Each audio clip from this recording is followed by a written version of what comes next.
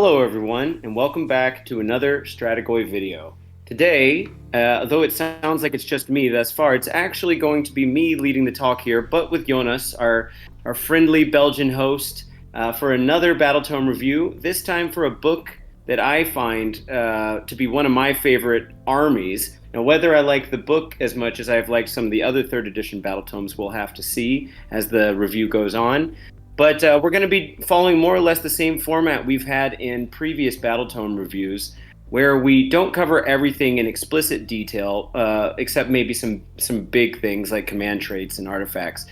But I fully plan on coming back later and doing some Jonas-style strategy reviews for individual units, if I can. So we'll have to see if I can live up to Jonas, your wonderful technique and skills in doing so. How are you doing today?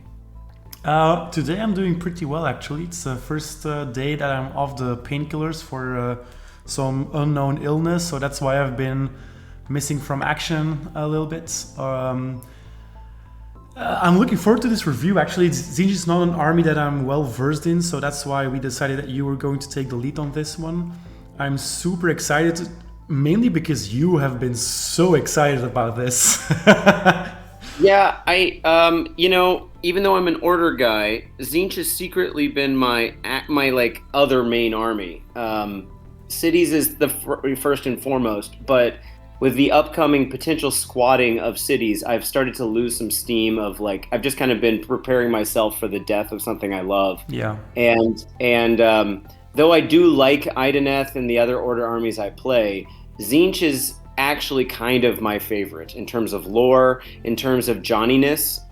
Though, spoiler alert, I feel like Tzeentch lost a ton of Johnny stuff in this Battletome, which makes me like it a little less. But we gained some other stuff, which of course we'll be covering soon. Yeah, and by Johnniness you mean tech builds, right? Yeah, like interesting list building combos and like interactions. You know, the book got a lot more streamlined, which is good, and that's happened in 3rd edition in general. And it certainly would have made my last 2 tournaments, my turns go a lot faster. However, there was something really nice about being able to be a master of these little details that we had going on. And I kind of miss how many of those little details have fallen to the wayside. But we'll get there. It's also worth pointing out that we were originally going to record this video with our buddy Michael, but we couldn't, because I'm in the States right now, we couldn't get the timing down soon enough that we would be able to cover this with him shortly enough after the Battletome came out. So we decided we're going to save that for like a list building kind of more niche-y review with him later, which I'm also really looking forward to. Yeah, same. I'm super curious on how he approaches the army. Shall we dive right in? Yeah, let's go for it. Okay, so as per usual, as Ryan mentioned, we're going to follow the same pattern as we usually do when we review a Battletome. So we'll look at all the allegiance abilities first. That also includes artifacts, command traits, and spells. Now, you'll notice later on, if it's the first time you're watching, we kind of select the most important artifacts and command traits because it just takes way too long to review all of them. That being said, Ryan was really adamant on including as much as possible, so I actually made double the amount of slides for this specific tome. Rather than going over all the Warscrolls, that's been done by other reviewers anyway, we've both selected our top 3 Warscrolls, and we're going to discuss those specifically. But also, I think it'd be nice if we touch on certain Warscrolls anyway, even if they're not selected. So if you want to do that, Ryan, do feel free to do so. Then we'll move on to important changes. I think we usually skim over this a little bit because we usually end up discussing that anyway. And then we'll look at one army list, so Ryan's army list, and as he mentioned, we'll go more in depth on army list building when we do the separate video with Michael here, and we'll end off on a conclusion. Yeah, sounds great. Okay, so let's dive right into the allegiance abilities. Ryan, take us away with Arcane armies. All right, so this is the only one that's truly new, because Transform to Spawn at the end looks like it's new from the last Battletome, but it's really just kind of a rules clarification. So Arcane Armies is basically this ability that we saw in the preview article, where at the beginning of the game, if you brought one of the three Disciples of Tzeentch endless spells, and you have a wizard, which of course you have to be able to cast an endless spell or even bring one, and of course it's Tzeentch, so why wouldn't you have wizards? Then you get to basically cast one for free, and it can't be unbound or dispelled in the first battle round. This is so cool because as anyone who plays an army that has their own endless spells knows, they're not really incentivized to bring them. Like, GW made these cool models, and yeah, they've made like the generic endless spells really strong in the game, but we just don't see faction endless spells all that much. And this is not only encouraging you to bring them, but like by giving you a free cast, but they actually made the endless spells pretty interactively good for your army. They were already, only one of them really changed, but I would say two of them are very like tempting auto takes, and we'll get into those later. But basically, this is super cool. I might as well mention it now that there's a kind of like feel bad interaction with bringing a Kronspine Incarnate of Gur along with your Tzeentch army, letting a Magister die because they can, and then the thing goes wild, and then it eats your endless spell that you got out the first turn, but then it gets to stay on the board because it can't be dispelled. Blah, blah, blah. We need an FAQ for it. I'm going to totally ignore this rule because I don't think it's going to last, and I don't like making videos that last for a long time, have like niche-y FAQ stuff in them until we know for a fact that's going through. So I'm not forgetting that's under discussion right now, but I just don't think it's going to last, so we're not going to focus on that strategy. Have you heard anything about that, Jonas? Yeah, I heard about it. Yeah. I mean, I'm pretty sure they'll FAQ the Magister thing, though I don't really see a way how they're going to tackle the problem that you can just eat your endless spell anyway. Though, I mean, if it's a sacrifice you want to make, if you do want to sacrifice your endless spell for a boost on your incarnate, then why not, I guess. It's probably best to do it because I think the incarnate just gets a massive boost from eating one endless spell from the get-go. Other than that, I really love this ability. I wish they could do this for all the endless spell armies, because as you've just mentioned, they get overlooked so often, and having one of them on the battlefield from the get-go just feels good, and it feels like it fits in the lore, right? Yeah, I feel like maybe it would be smarter for other armies to say you get to bring one at half cost or something like that, but not auto cast it. Something like that. Like if you bring it on, not half cost. What would be fair is like you get one for free, and then and if you want anything more, then you can't bring it. I don't know, something that would encourage you to bring them, exactly. Or just make the rules better. Either way. But it's a shame that those don't get used more often, and yes. These really are pretty cool. Yeah, I agree. Okay, let's move on. All right. Master of Destiny. This is just the Destiny dice rule. If anyone this video isn't necessarily intended for people who've never heard of Tzeentch, so I'm just going to quickly describe changes and how it works if it's not changed much. This really hasn't changed except the wording. Basically, you get to roll 9 dice at the beginning of the game, and you can use those to sub out for things like charge rolls. We can go on to the next slide so you can see that. The next slide has the chart, all the things that you can swap out, and these are only on your side. A lot of people used to get confused with Kairos's 1 dice change, which no longer exists, but that could change even your opponent's die rolls. But this was only for you. The one thing I'm really surprised they didn't update is that in 3rd edition we have things like redeploy rolls and heroic recovery rolls and other type things like that, like roar type rolls. And I'm kind of shocked they don't let you use Destiny dice for 3rd edition things like that. That would be really fun for like an auto 6 redeploy. Jeez. That would be great and very Tzeentchy, but they just kept all the old stuff. So it is what it is. Destiny dice are great, and we'll talk more about a grand strategy that's built around Destiny dice, which I actually love. So yeah, we'll get to that later. Yeah. Just as a heads up, I didn't really include anything about the grand strategies or the battle tactics in these reviews because I'm just not a fan of them existing. I personally think they're way too difficult to balance well. If they were equal, then that would be fine, but I think it adds more to a game that doesn't really need that much extra stuff to remember when you're playing someone else's army or versus someone else. So I did not include that, so feel free to put that in at any point that you want to, Ryan. Sure. I also do want to point out that it might be interesting to focus on just the basic abilities, at least here, because as you said, it might not be for someone that's completely new, but I think it's still interesting for people that watch this video and don't necessarily play Tzeentch, just to understand the basics of Tzeentch, right? Especially this part with the allegiance abilities. This is something that you want everyone to understand. So the Destiny dice, you roll 9 dice, right, at the start, and you as a Tzeentch player, what kind of results are you hoping for usually?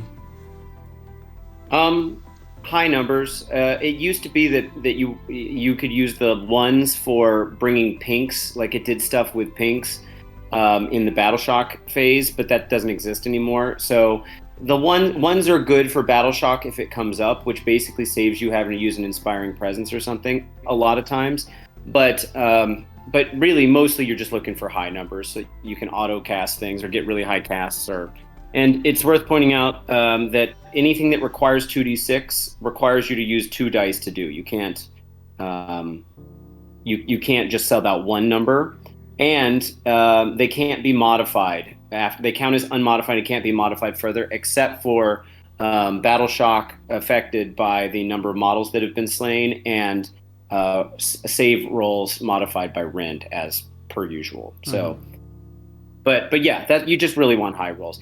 Yeah, and I'm gonna cover everything. I just don't want to read everything word because that's fine. That's fine. Yeah. Okay, shall we move on to the Locus of Change? Yeah, one quick comment on the battle tactics, though. I get what you're saying about balance, and like people complain a lot about particularly the Daughters of Cain battle tactics because they're super easy. But I will say in this current battle pack, the GHB, I just played 24 games with Tzeentch and almost always found it almost impossible to get a battle tactics in the first couple turns. So it's really nice that we've got a couple options to fall back on, considering all the other armies had them too.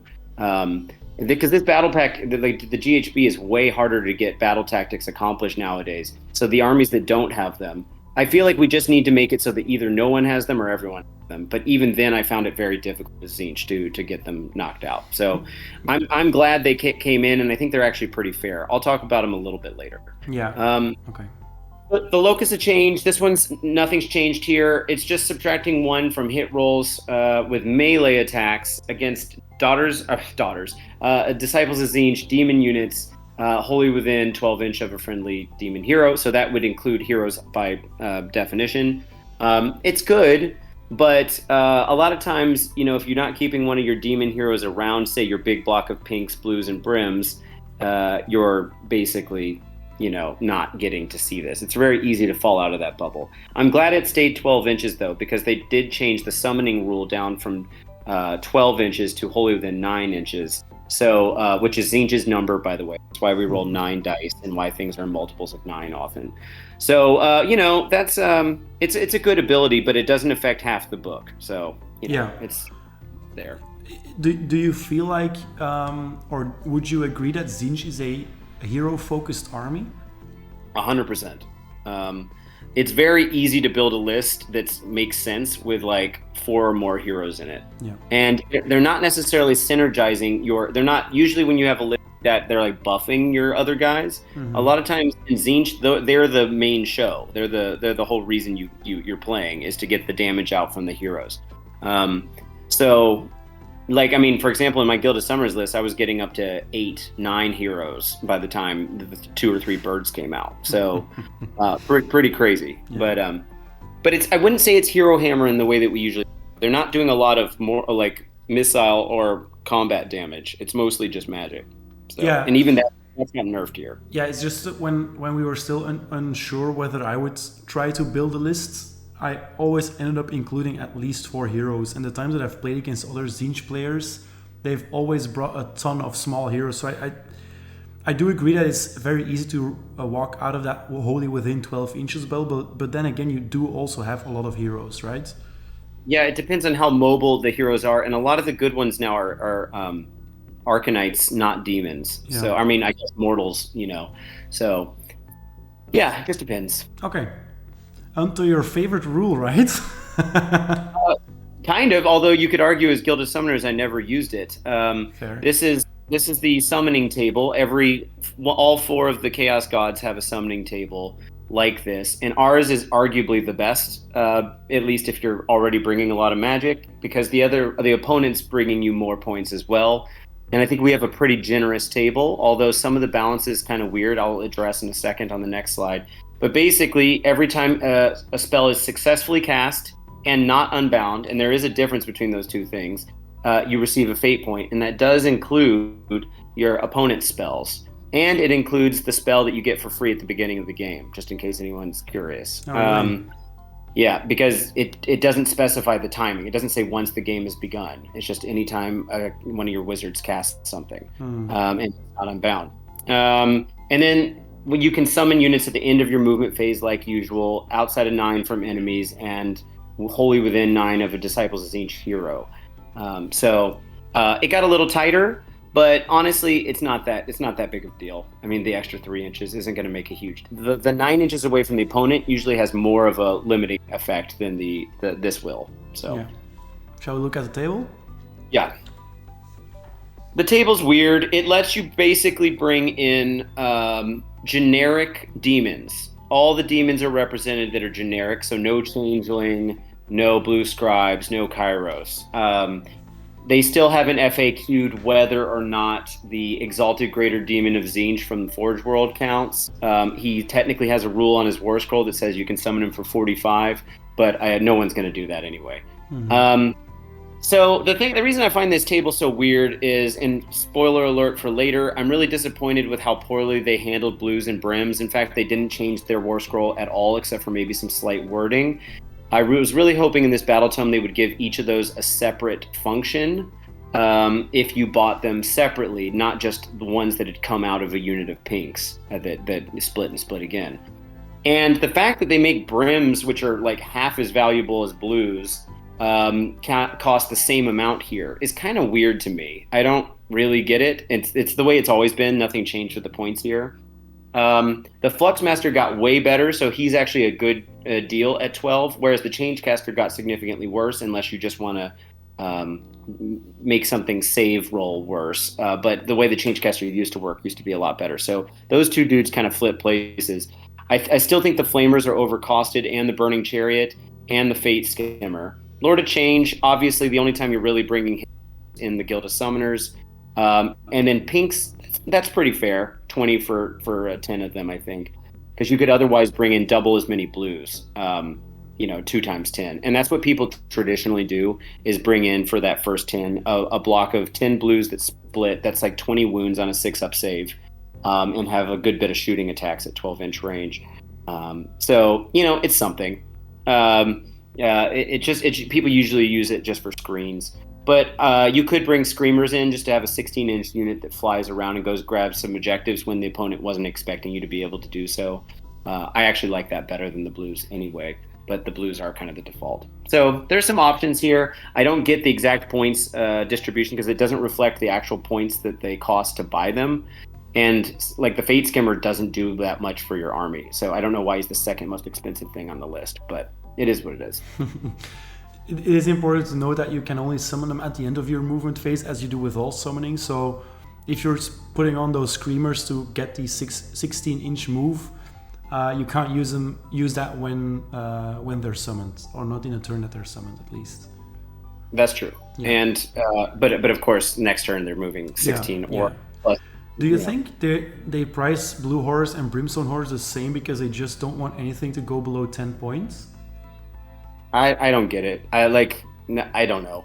I mean, if they made Brims 5 for just super cheap chaff, then I could maybe see that being an argument. But no one's ever going to bring brims in place of blues. Yeah, they have double the amount of melee attacks, but they're gonna like, you know, disappear, you know, as soon as someone hits them, like just looks at them funny. So yeah, I don't think in a tournament setting you'll ever bring in brims, but this is probably, the brimstones are probably there because certain players might just have more brims than blues left when in a home game or something, and they don't want to proxy, or they don't look at it from a tournament point of view, and that's probably why it's there. I think they might not have gone for 10 brims for 5 because they don't want you to have that cheap of an ability or that cheap of a summoning unit, maybe?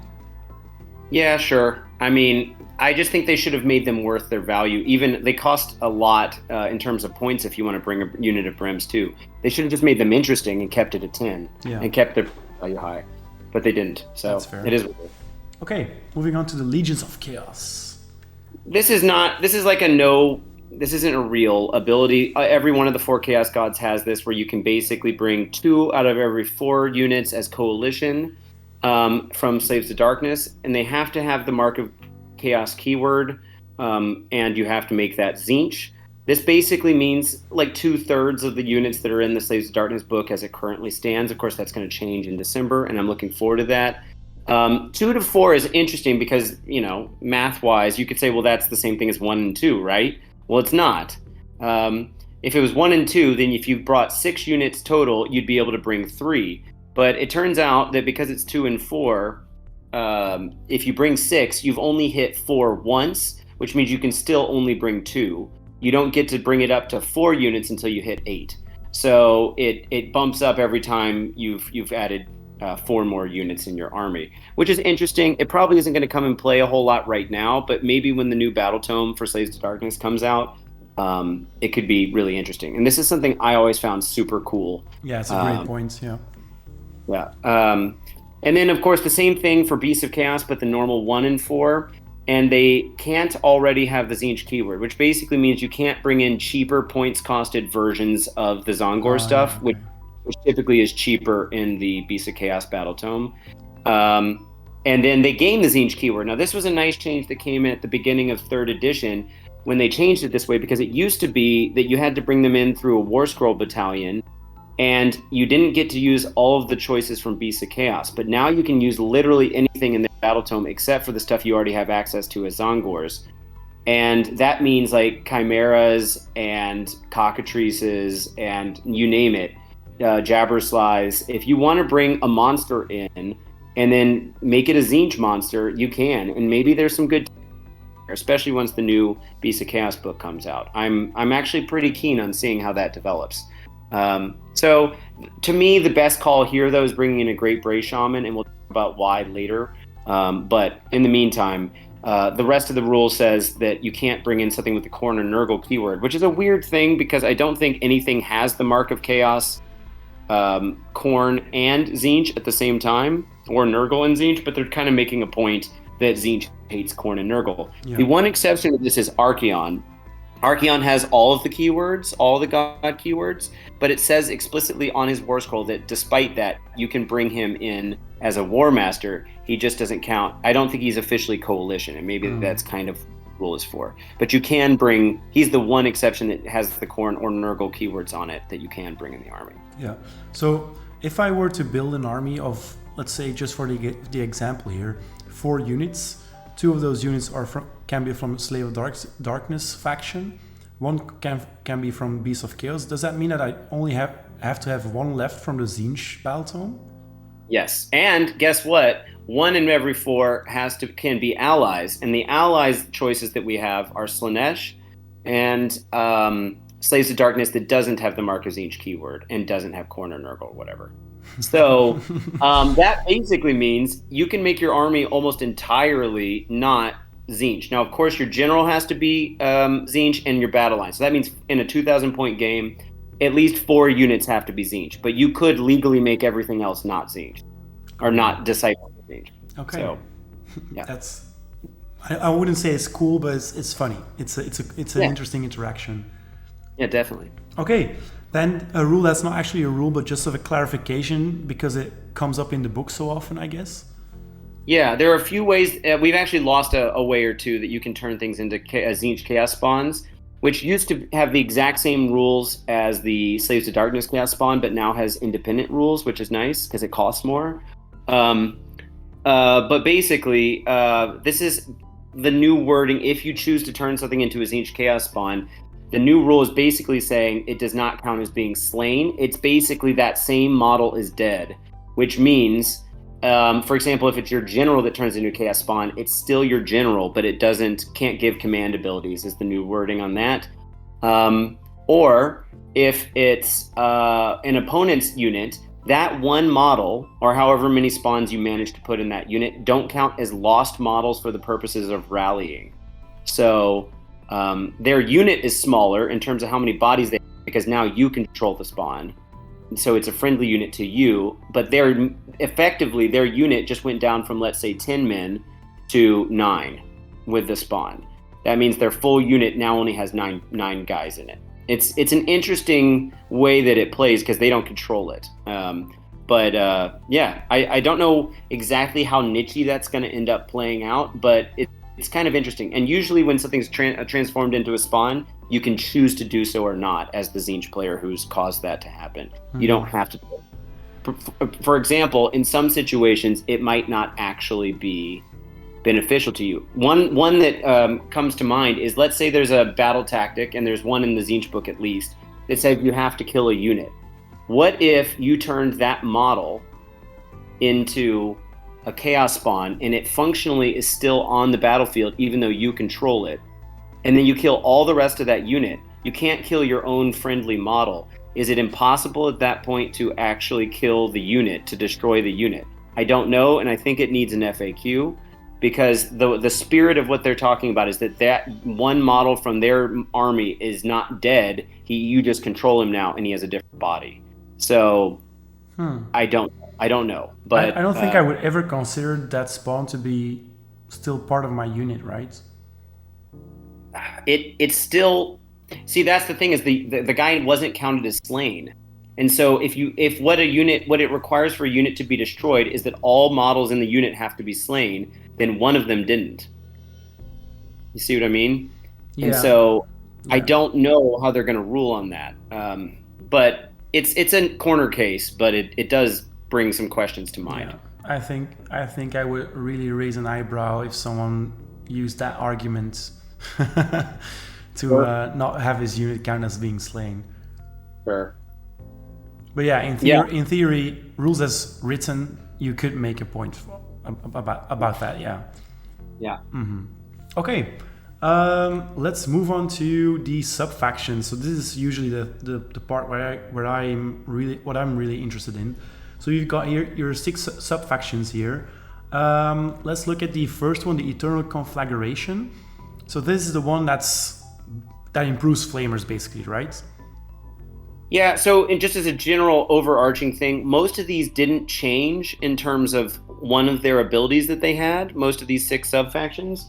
But like all 2nd edition Battletomes, or most 2nd edition Battletomes, they used to come with attacks of you have to take a certain command trait, a certain artifact, and you had usually these 6 abilities, and then you had a command ability that you could use sometimes once per game, sometimes not. What mainly happened with these sub-factions is they got stripped of all those things, and yes, now you are free to choose your command traits and artifacts. The command abilities almost entirely fell off, so those are just gone. And then, unfortunately, a lot of the cool command traits and artifacts didn't get added to the choices, so you can't like modularly use those anymore. And so, to a lot of people's estimation, these sub-factions really got nerfed. So what Eternal Conflagration usually does is it takes these 3 shooting profiles and makes them have improved rend by 1. These are the shooting profiles for all 3 of the Change Casters, like the Heralds of Tzeentch. That'd be the Flux Master, the Change Caster, and the Fate Skimmer. Plus, it's the Burning Chariot and the Exalted Flamer, which are basically different versions of each other. And the Flamers, and don't forget all of the Horrors, so Pinks, Blues, and Brims, all have access to one of these type of missile weapons. Oh, really? Yeah, so by boosting all of those guys rend up, some of them, like Flamers and Horrors, only have like no Rin, so they're up to Rin -1 now. But Exalted Flamers and Burning Chariots had Rin -1, and I think so do all the pinks, like the Change Caster variants. So those are up to Rin 2 now, which is obviously pretty cool. And as you'll see in my list, spoiler alert, there are other ways to boost the amount of functional rend that's going on to really burn the crap out of someone. So it keeps its vibe. And as we see here, this sub-faction also still, as before, unlocks Flamers as battle line, who unfortunately become Galician veterans as well because they have 2 wounds. But the things that fell off, though, are also kind of important here. They lost a command ability and artifact that aren't a super big deal, but the command trait would have been nice. Let me pull that back up. I believe this was a bubble of, for all Tzeentch demons, -1 to hit in against missile attacks, which was a complement to the Locus of Change, and was very flavorful because they're all like flames darting around. And that you just can't take that command trait anymore. Yeah, so that's gone. But honestly, the one that got nerfed the most is probably the Host Duplicitous and Host Arcanum. Those two, in terms of losing their command traits and artifacts. So maybe let's move on to those. Yeah. Before we move on, and without getting too bogged down in it, do you think this is a good sub-faction? 100%. Flamers got better than they were before. You'll see, my list is an Eternal Conflagration list, the one I wrote for today. And the reason why I'd said, I kept asking you if Michael might want to write that list, because I felt like it's such an obvious list to write because of how powerful it is right now. Like it's a turn 1 shooting alpha that gets right up in your face. And, I actually think it's really powerful. So, I think expect to see more Eternal Conflagration for sure. Definitely. Yeah, when I was attempting to build a list, this is the sub-faction I went for as well. It's just so obviously strong, right? Yeah, it's a glass cannon thing, but it's always been. Yeah. So, yeah. It's just burn the opponent's army by the end of turn 2 or you lose. Yeah, basically. Hope you double turn, yeah. Yeah. Okay, Host Duplicitous.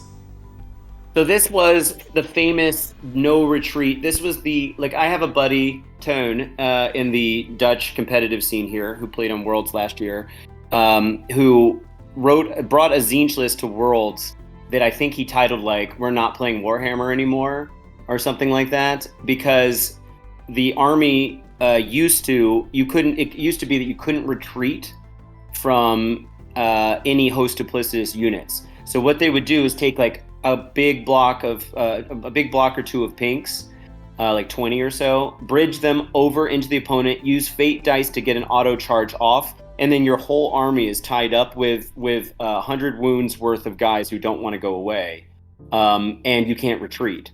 And so they can't go grab any battle tactics. This happened to me actually in a tournament a year ago where my whole Ideneth army just became useless because I just got stuck in combat. And though none of my guys died from the pinks and blues attacking, I just couldn't get away. So my king was tied up, a bunch of sharks, a bunch of other stuff. It's not even fun to play against. So they've changed it. It used to be any Host Duplicitous unit. Now it's only Host Duplicitous units that currently have 10 or more models at the moment that you want to retreat.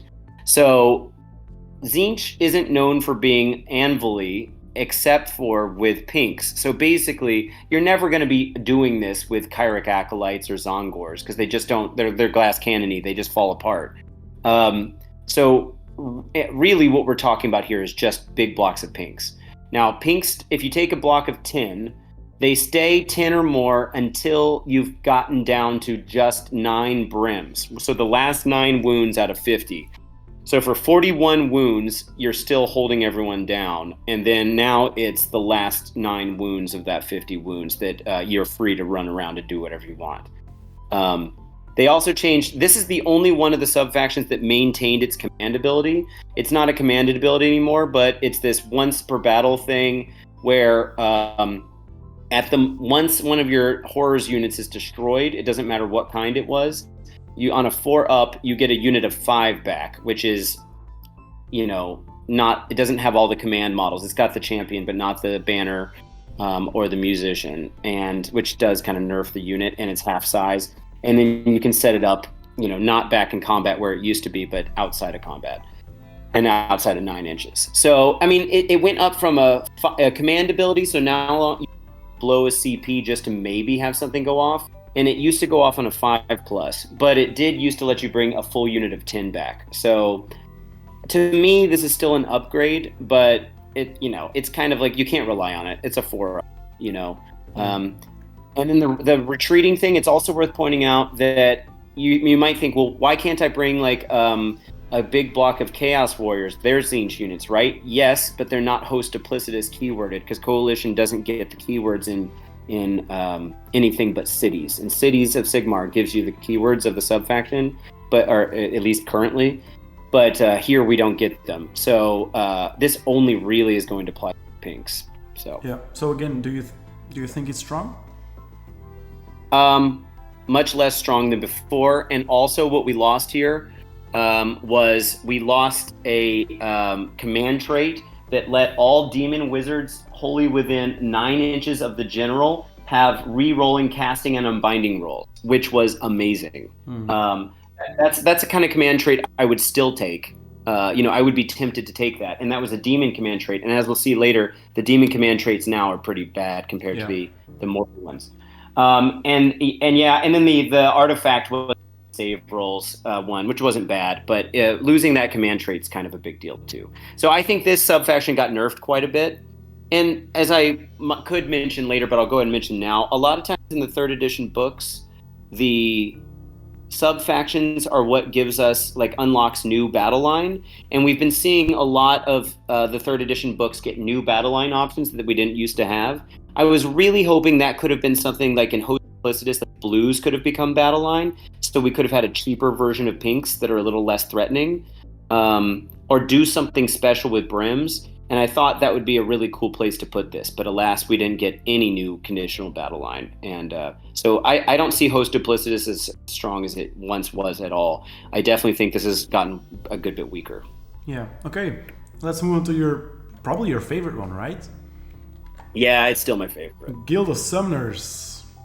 So Guild of Summoners got the slightest bit nerfed, but ultimately a big boost. It used to be that you trade your fate points, you trade your ability to use your fate points for any demon summons.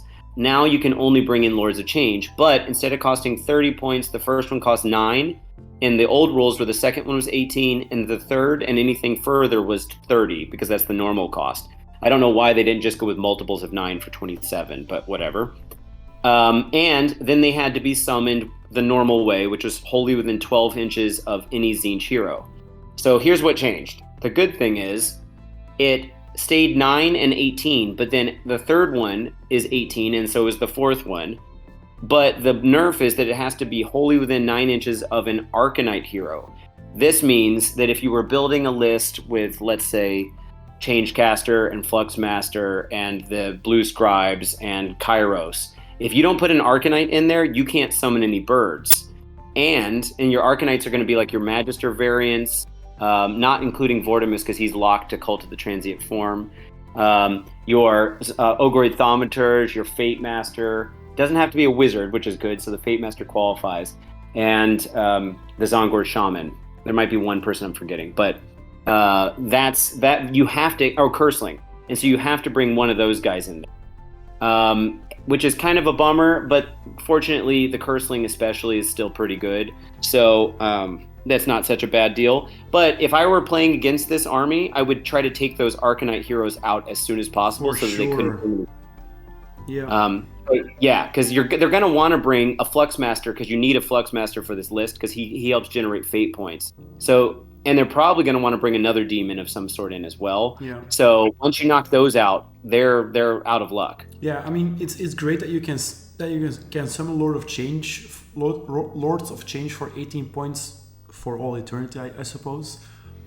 But then usually, I mean, in the previous book, you could summon from your Lord of Change, but now you can only summon from those Arcanite heroes. So you're never going to be able to summon from stuff that you've summoned, right? So you really got to protect those heroes. Yeah, that's super risky. If Sentinels still had their no line of sight needed ability, Guild of Summoners would be dead in the water against Lumineth. To be fair, in almost all of the games I played, this was never an issue. My heroes almost never got shot down. But yes, it does incentivize taking this strategy out. Also, now that the third and further ones cost 18 points, it's worth pointing out that in at least one of my games that I played in this last tournament, I would have summoned 4 birds. Yeah, I was going to say, how many do you expect to summon usually? So usually 3 then? I was getting 2 regularly and 3 every, like, maybe 1 out of every 3 or 4 games. And now I would say getting 3 almost definitely every game. Would you say that that's reason enough to buy 4 Lords of Change? Well, like I told you, I've got the Kairos model that I've been using. I've got a regular Lord of Change model, and I just bought Magnus, who I'm going to try to kind of convert a little bit to be a little more birdy, because they're all like the same size and look like Lords of Change. But I just don't want to keep buying the same kit over and over again. But no, I think it's totally worth it. And the fact that the Lord of Change Warscroll changed so that they're all buffing each other every time you bring +1 to casting rolls for everyone. Yeah, it's great. So you get that third one in. Everyone's rolling like they're changing their lowest dice, and they're all getting +3 to cast, which is just nuts. Yeah, so it's crazy. You probably got rerolls going too. So they're basically getting everything they want through. Yeah. And Lords of Change now know all the spells in the demon lore, which means and you're probably bringing a couple endless spells. So you're not going to run out of things to cast. Jesus. So, yeah. As a Lumineth player who plays a magic dominant army, this simply disgusts me. Yeah. Oh, and they can steal your endless spells and control them. Yep. Yeah. Pretty fan. And we have a battle tactic that really only works in this sub-faction, but it's basically a free battle tactic if you play Guild of Summoners, that if you bring out a Lord of Change, you accomplish it. So, yeah, pretty awesome. Yeah, it's looking good for all those summoners. Yeah, I will say we lost, the command trait was a way to get a CP on a 4-up, okay, whatever. And then Battle Shock Immunity was the artifact. What was the last thing we lost? It was... Hold on, I don't know why I'm blanking on this. Oh yeah, +1 to cast. You could use a CP to give +1 to cast to one of your wizards. But now that the agendas have fallen off and we don't need to do it, and the birds are generating it anyway, it's not that big of a deal. So I'll take that +1 to cast on my heroes rather than having to spend a command ability for that. Oh, definitely, 100%. Yeah. Okay, so moving on to Host Arcanum. If I'm not mistaken, this used to be one of the stronger ones, right? Yeah, the 3. Well, it depends on. Tzeentch has been interesting because its good sub-factions have oscillated between Eternal Conflag, Host Duplicitous, and Host Arcanum as the game has evolved around it. Eternal Conflag used to be pretty default. Host Arcanum, especially when Archaon could benefit from it and get a pre-game D6 move as a flying, or 6-inch move as a flying unit, was pretty great. And then the auto unbinds and all that stuff, which we still see. Yeah. And then, the no retreating from Host Duplicitous. But yeah, so Host Arcanum has kind of been on and off again, one of the better ones. It still has its auto unbinds on the 1st, 3rd, and 5th battle round, which is cool, of course. And it works really well with the Curseling, because when the Curseling unbinds something, he can immediately try to cast Glean Magic and then learn a spell. So you're kind of getting a freebie if you bring a Curseling in this list, which is pretty cool. Do you know why it's the 1st, 3rd, and 5th battle round? Nope. Because they add up to 9. Oh, jeez. Yeah. So, Tzeentch keeps doing these weird things. Obviously, you might not see the 5th battle round, and you might have either won or lost by that point, but 1st and 3rd, that's pretty cool. And, as a person who plays Techless, you're probably very aware of how awesome an auto-un is. Oh, I definitely am. You'll notice that I've actually picked a certain unit as my favorite Warscroll, specifically because I love being good at unbinding spells. Yeah. Yeah, and this army is just particularly good at unbinding anyway, especially if you have a Lord of Change or Kairos out. This army is particularly good at anything. Anything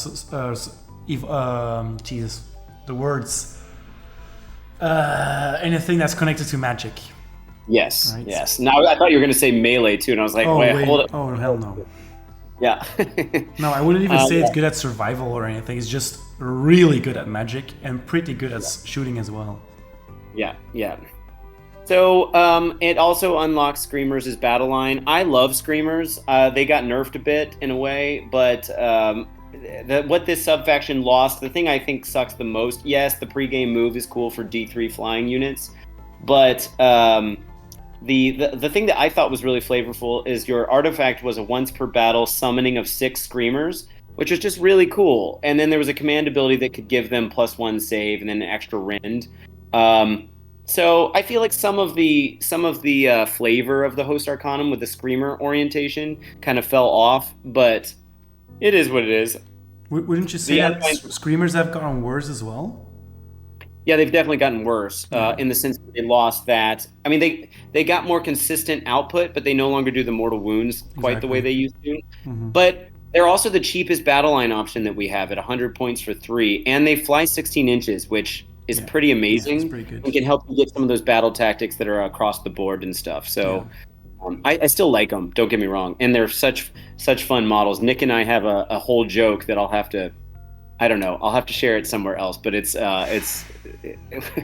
I'm never going to be able to think of Screamers differently after he showed me this video. So I'll tell you about it later sometime. Yeah. Mm-hmm. All right. So, yeah. Moving on, Pyrophane codes. All right, now we're on to the 2 that are generally considered the worst ones. Pyrophane Cult basically just gives +1 to hit rolls for the Kyric Acolytes shooting attacks, which usually hit on 4s, now on 3s. And then it does something that at the end of your shooting phase, every enemy unit that suffered any wounds caused by attacks by these on a 5-up suffers D3. I see this as kind of like Nurgle, in the sense that Nurgle has its like contagion points or whatever it's called, disease points. Yeah. And, that what you really want to do is split your shots so that you can maximize the chance that someone gets hit with something. Yeah. And so it's really encouraging you to take big blocks of Kyrics. And they're back to being wizards now and not having an auto -1 rend. But an obvious option for this army, if you were to build it, would be to have a purple sun in there, and then you maybe use the Changecaster's -1 to save spell, or the Arcane, I forget what it's called, but Arcane Suggestion to also -1 save something, and then have them really make sure that they get some stuff through, and then maybe also get some bonus mortal wounds out. Like this subfaction's not, it's kind of flavorful, but it's definitely not on the stronger side. They used to have another way that you could reroll wounds, like a command ability to reroll wound rolls for attacks made by the Kyric shooting attacks. And then they had a couple like whatever extra abilities. So they've mainly kept in line with what they want to use. It's fine. It's not going to blow anyone away, but for flavor, I could see maybe someone making a feast out of it. Yeah, it's just too bad that Kyrics don't really see any improvements throughout this book. I actually love Kyrics, and I'm really glad they went back to being wizards. Yeah. I think they hit pretty hard for a unit that you're otherwise taking as just kind of battle line filler, and the fact that they can keep doing stuff from afar. I actually like Kyrics. I just don't think this subfaction stacks up compared to the other ones quite as much. Yeah. Okay. Cult of Transient Form. All right, definitely the worst in my. Yeah, this one's crazy. This rule hasn't changed. Basically, if a Kyric Acolyte model is slain, it can fight again on a 2-5, or on a 6. Instead of fighting, you can add a Zongor model to a friendly regular Zongor unit within 9 inches of the model. Blah, blah, blah, all the normal rules text there. The idea being that the guy died, he worshipped like Tzeentch, and then he got turned into a Zongor, right? And then he goes and joins that unit. It's cool enough, but that means you're going to have to double down on both Kyrics and Zongors, neither of which I think are really going to make your army amazing. That said, I did make a list about this because of this weird niche-y thing that the Zongor units can do with their ornate totems that basically can just like spam out mortal wounds against enemy units. And then it's kind of cool to keep replenishing this. Zongors aren't bad, but they're also not great. So I feel like this is just doubling down on something that's not going to really do a whole lot for you, but it is flavorful and kind of interesting. What I really wish is that they had battle line unlocked Zongor Enlightened, or at least Zongor Enlightened on foot, if not also the disc versions. would have been amazing. I would have definitely started taking Cult of the Transient form just so I could get those as battle line options, and then maybe do a little bit of this Kyric thing if I really felt like it. But because then I could take some really fast all-flying armies that aren't built around screamers. But it is what it is. It's a missed opportunity, but it's flavorful. It's just way too gimmicky. I don't understand why you have to roll to still fight.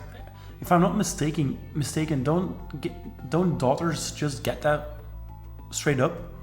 I can't remember off the top of my head, but that does sound like it's right. So, yeah, and the Kyrics aren't good in combat. I mean, but they're not gonna like impress anyone. Exactly. So, and it used to be in this sub faction that you could have a command ability that would make a given Kyric unit trigger these abilities. It got a +1 to the roll, so that it was always guaranteed to fight again, and then a 1 out of 3 chance that it turned into a Zongor. But that's fallen off too. I feel like that helped at least kind of feel like, it was an auto at that point to fight again. So whatever. Yeah. It's also worth pointing out that 2 sub-factions fell off because we've had access to Wrath of the Everchosen, the extra 2, Cult of 1,000 Eyes, and Unbound Flood. Unfortunately, they weren't ever very good, but they're also listed in this book as being like literally alongside these sub-factions. And it's kind of surprising to me, like Nurgle kept all of its Wrath of the Everchosen one. And I think Khorne will too, because Khorne has the Boomthirster, and I think people will be really bummed if they where you can make Bloodthirster's battle line. I thought it would have been really cool to have 2 more, and they certainly could have fit him on the page if they just made him a little smaller, the rest of these. So we functionally just lost 2 sub-factions that could have been, but it's not a big deal. It's whatever. That could have been a chance to get some cool unconditional battle or conditional battle line unlocked. Yeah. But what? Oh well. Okay, let's move on to the general overview here. So if you had to, because we've been spending so much time on this already, so if you had to pick one to play for all eternity, it would probably be Guild of Summoners for you, right?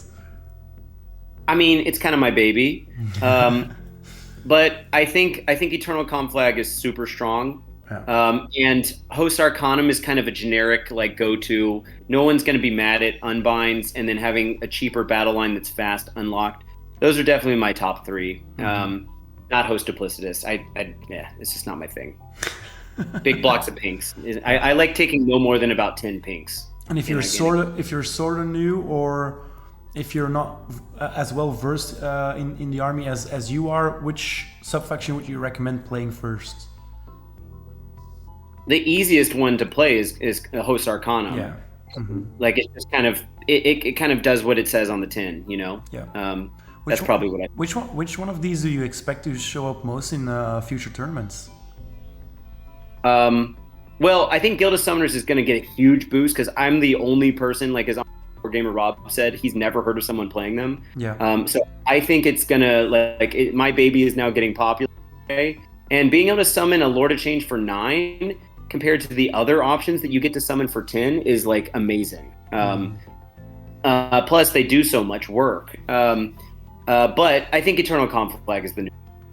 It's definitely a SKU list. You're gonna have to really lean into the Flamers, but I think especially in like a teams tournament setting where you just want that one army that leans into something heavy, that's gonna be a real big feel bad for some armies that can't do anything about the shooting. Yeah. So, yeah. Okay. On to enhancements. So I suggest and we can go through these real quick. Yeah, exactly. I suggest we don't spend too much time on every single one, but then when we have the overview of all of them, we can kind of pick out certain ones to highlight a little bit. Do you agree with that? That sounds great. Okay, so command traits. I picked out 5, so as many as I could squeeze in, and these are only the Arcanite heroes, so we're only missing 1 here actually. So Arch Sorcerer is the basic one that you also get when you're a demon. I used to think this was pretty strong actually when I saw this for the first time, but then when I started thinking about it, I was like, that might actually not be as good as I thought it was. Right. I mean, keep in mind that the Gaunt Summoners, both variants, know the entire lore of Fate already, and they're 2 casters. And then the Blue Scribes know both lores entirely. So to get 2 more spells, honestly, I don't think you need it. And we only have one other caster that's a 2-caster, like always a 2-caster, which is the Curseling. Technically, the Magisters can double cast and might turn into a spawn if they do so. But and the Zongor Shaman can do it once per game. But generally speaking, I think you're fine with just knowing 1 spell. I mean, knowing 2 extra spells is whatever. Yeah, okay. Next is a fate. At the start of your hero phase, if the general is on the field, you can roll a dice. If you do so, you can replace one of your destiny dice with that roll. Pretty meh. As someone who doesn't, how do you feel about this? At first, again, I thought it was pretty potent, but then I realized you have no way of knowing what you're going to roll, so it can pretty much be like a in Dutch you would say it's a null operation, so it doesn't really do anything necessarily. So I would not take this as a command trait at all. I made a list that's entirely built around Destiny Dice control, and that's where you use it. By the way, it's worth pointing out that both of these exist in both the Demon and Arcanite versions of the command traits, except Arch Sorcerer is for the other lore. So you can get this from a Demon too. But to me, this is mainly something you're using for quality control. But remember, it doesn't add a Destiny Dice. There are other ways you can do that, but it's just quality control. And it, like you say, it might not actually improve anything. You might just roll it and then not use it. So it's a good ability. It's just I would not choose it as a command ability. Yeah, sure. Yeah. Cult Demagogue. It's for Here wizards. we go. Yeah, it's for wizards only. If your casting roll is a double, the cast is successful and cannot be unbound. Receive 2 fate points instead of 1. This one really pisses me off, just because of sheer jealousy. This one's amazing. And do you know, like, first off, this also counts if you want to use 2 1s. From your Destiny dice, it counts, and it doesn't, because the way core rules are written, that any additional rules overwrite core rules, unless stated otherwise. So this does not count as a miscast. You might still do mortal wounds, but it doesn't. The spell does go through, and you're not. I don't think it's going to shut down your next spells, but it might. We need an FAQ on it, but it definitely is going to go through. At least that the spell is going to go through. So what this means is if you have to use 1s, you can throw those 1s away, or let's say you throw away a 2 and a 2. That's safer. And then you're getting not only 2 fate points, but like you said, it can't be unbound, which is amazing. And if you put this on a guy with an Arcane Tome, let's say you have a Curseling who can cast 2, now he can cast 3, and you just get 3. You're getting 6 fate points out of this guy if you have the right dice. Mm-hmm. And you might even choose to just, like, let's say you don't have Destiny dice to make sure they're doubles. You can just, if you don't get a double and you're not worried about it getting unbound, you might even just say, screw it, I'm gonna re-roll this with cogs or something so that I can maybe get a double and keep and make sure that I get extra fate points. So I love this one. It's definitely in my Guild of Summoners that's not featured in this. Oh, for sure. Yeah, definitely. This would be absolutely bonkers if you could take it on Demon Heroes, because you could just take this on a Lord of Change and it will always work. Yeah, that would. You're right. That would always work, but then they'd probably have to FAQ it to say something about unlock. Yeah, it would just be crazy. Okay, let's move on. Illusionist, subtract 1 from hit rolls for attacks that target this general. Pretty boring, I suppose. Yeah, especially considering the demons get this by default, except this includes shooting attacks. So, all right, it's there. But compared to the one that's we're about to read, this is like the next one's a no-brainer. Yep. So, Arcane Sacrifice, wizard only. At the start of your hero phase, you can cause 1 mortal wound to a friendly Tzeentch unit within 3 inches. Add 9 inches to the range of all successful spell wizard casts. Ooh, that was probably me. Until the end of that phase. That is crazy. So the implications here. So Tzeentch often gets, because we take so many models, we often get outdropped. And so a lot of people will force us to go first, which means with an 18-inch bubble of our spells, most likely nothing is getting through to the opponent's side without a spell portal. The cool thing about this is, let's say again you put this on like a Curseling or like honestly, the Gaunt Summoner is almost definitely going to get the Arcanite keyword because he always had it before, and they just forgot to, like, they had a couple keyword issues, like giving the Changecaster monster. But he also, the Gaunt Summoners both know the entire lore of the Arcanites, and so why isn't he an Arcanite still? So if he does, then he's the auto person to put this on because he already knows 2 spells. Give him Arcane Tome, give him Tome of Eye, so he's got rerolls, and he's got +1 to cast anyway. So then you're getting 3 spells off that are adding 9 inches to it, which is crazy. And I just want to paint a picture here. Purple Sun, its summoning range is 8 inches. So now it goes up to 17 inches, and then, and then can move another 8 inches. So now we're talking about 25 inches threat range for that first turn. Plus, he affects everyone for the save within 6 inches. So now we're talking about 31 inches. You can throw a Purple Sun first turn right in their thing without having to teleport or do any movement shenanigans or whatever. Same thing with throwing out any spell that had an 18-inch range. Now, of course, you're at 27, which is definitely going to reach something unless they're just super conservative. Or you're talking about the Burning Sigil, which casts at 18, if I'm not mistaken. Now we're talking about 27, and every unit with, 9 inches of that? I can't remember. Yeah, we'll get to it when we'll look at the War Scrolls. Exactly. The point is, this works for endless spells, not just the spells you got. Super powerful, and it works for all of your spells. You only have to do 1 mortal wound. Do it to a unit of pinks, and now one of them splits to a blue, and now you have more models too in your unit. Like sometimes we want our pinks to split. It's amazing. And it says friendly Tzeentch unit, not friendly Disciples of Tzeentch unit. So you can do it to your coalition units too. So it's insane, and it's kind of the default choice, which is making you want to bring Arcanite heroes, whereas before we didn't bring that many. So, but right now the best choice is the Curseling to put this. But if the Gaunt Summoner gets the keyword back, it will probably be the Gaunt Summoner. Yeah. So. Yeah, it's really good. Yeah. Okay, moving on to Demon Heroes. So Arch Sorcerer again, let's not spend too much time on that. It just changes the lore that you know the spells from.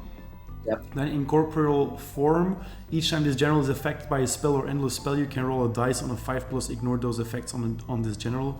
Again, this is a kind of ability where you go, it's a pretty good ability, but is it good enough to take as a command trait?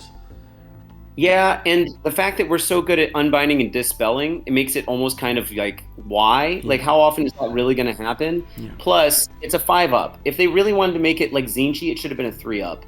Like something where you're like, oh, now I'm tempted to get that. But a 5-up, like 1 out of every 3 times when I could just be unbinding, dispelling it, no. Like, I don't think so. Yeah. Okay, Nexus of Fate, it's the same thing as before. But then Demon Spark.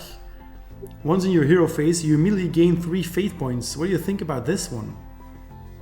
Keep in mind that you can only take 1 command trait, and I could instead take the fate point one from the other side, which is the one where you roll doubles, you get double. That lasts for every time you cast. Fair. Max, like 6 spells, 6 fate points per turn. This is, it gives you 3 at the beginning, but like, to me, unless you're just trying to front load it and do like an alpha fate points, it's not enough. I just don't see it as enough of a boost, unless you're just not taking any Arcanites. To me, this is a tempting. It looks more tempting than it actually is. Yeah. Do you think if you're running Guild of Summoners with this ability in tandem, it's pretty easy to get one turn 1, right? I usually got one turn 1 without it. Oh, really? Oh yeah. No, I almost always got a bird turn 1. Okay. I'm not. Yeah, I don't think you need it. That's pretty disheartening as a Lumith player. Yeah, which means you can unbind and dispel next turn. Yeah. Yep. Okay. Yeah. That is interesting. Let's move on to artifacts. Yeah. Because there's some pretty cool stuff in artifacts too. So I included Demon Heart because I really like this. I don't know whether you would like this specifically, but I like this ability a lot. So once at the start of the combat phase, pick one enemy unit within 1 inch, within 1 inch rather. It suffers mortal wounds equal to the current battle round. It's a suicide. It's a kamikaze thing you do in battle round 4 or 5. You take one of your guys that's on a disc, fly him up there, put him in combat, let him die. There's a battle tactic that you might want to use with this guy too. And then before you start fighting, you do the thing. Maybe you get lucky and kill the guy if he doesn't. Exactly how many wounds it's going to be. But yeah, it's cool. But usually by turn 4 or 5, you're probably dead. And throwing one of your wizards up in the middle of the field, like where they can get you, is like I said, a suicide attempt. So yeah, I wouldn't necessarily save it till 4 or 5. I'm looking at this from a Lumineth Warden Lantern perspective, where you combine it with Arcane Bolt and then just snipe a hero. Okay. On turn 3, potentially. Yeah, yeah. So it could be a thing. I still think if I'm only taking one artifact, I'm not taking the artifacts out of this book. To be fair, if you're only taking one artifact, you're probably not taking any of these artifacts. You're probably going for Arcane Tome anyway, right? Exactly. Yeah. Or we'll get to it. But there's one demon one that's good. All right. This just strengthens my point that we really need to get rid of the Arcane Tome. I hate it. Yeah. It is way too good, and it makes no sense in the lore, whatever, at all. If I see, I use it. But, if I see one more fucking I can't curse. If I see one more Gargant running around with an Arcane Tome, or a dwarven priest running around with an Arcane Tome, I'm going to lose my mind. Yeah, I feel like it should, at least if they're a priest already, it should just make them get one more prayer. Like if they have the priest keyword, that would be more flavorful. But whatever. Yeah. Okay. Ambition's End. Once at the start of your hero phase, pick one enemy wizard within 1 inch. It suffers mortal wounds equal to the current battle round. That wizard cannot unbind spells until the end of that phase. Yeah. So I'm surprised you picked this one. I know that there's only 6 to choose from, but keep in mind the other one at least happens at the start of the combat phase, so it can be the very turn that you come into combat. This is not only within combat, but you have to have already been there since last turn, or 2 turns if you didn't get a double turn. Which means you're probably dead. Yeah. So I think this one's like Demon Heart is way better than this one. Yeah, this one's probably one of the worst ones. Yeah. Okay, Secret Eater. Pick one of the bearer's weapons. Each time you roll an unmodified 6 to hit, add 1 destiny dice to your pool if you have fewer than 9 destiny dice. So here's the thing: is this is actually, I mean, if you want to generate destiny dice, all right, cool. But none of your Arcanite heroes, even the what's his name, the Ogroid Thaumaturge, really want to be in combat. And so, because ultimately they just don't have that good of a save. They all have like a 4-up save, or the Cursling has a 3, but he's slow, so what are the chances he's going to get there? What I see this as is, fortunately, it says one of the bearer's weapons, not specifically melee, and the Cursling has been gifted with a D6 shooting attack now, which, remember, you could choose the amount. Actually, I don't know if that's true anymore. I think you used to be able to choose the amount of attack with the Destiny dice. I don't know if it's still that. Let me double check real quick. The Destiny dice.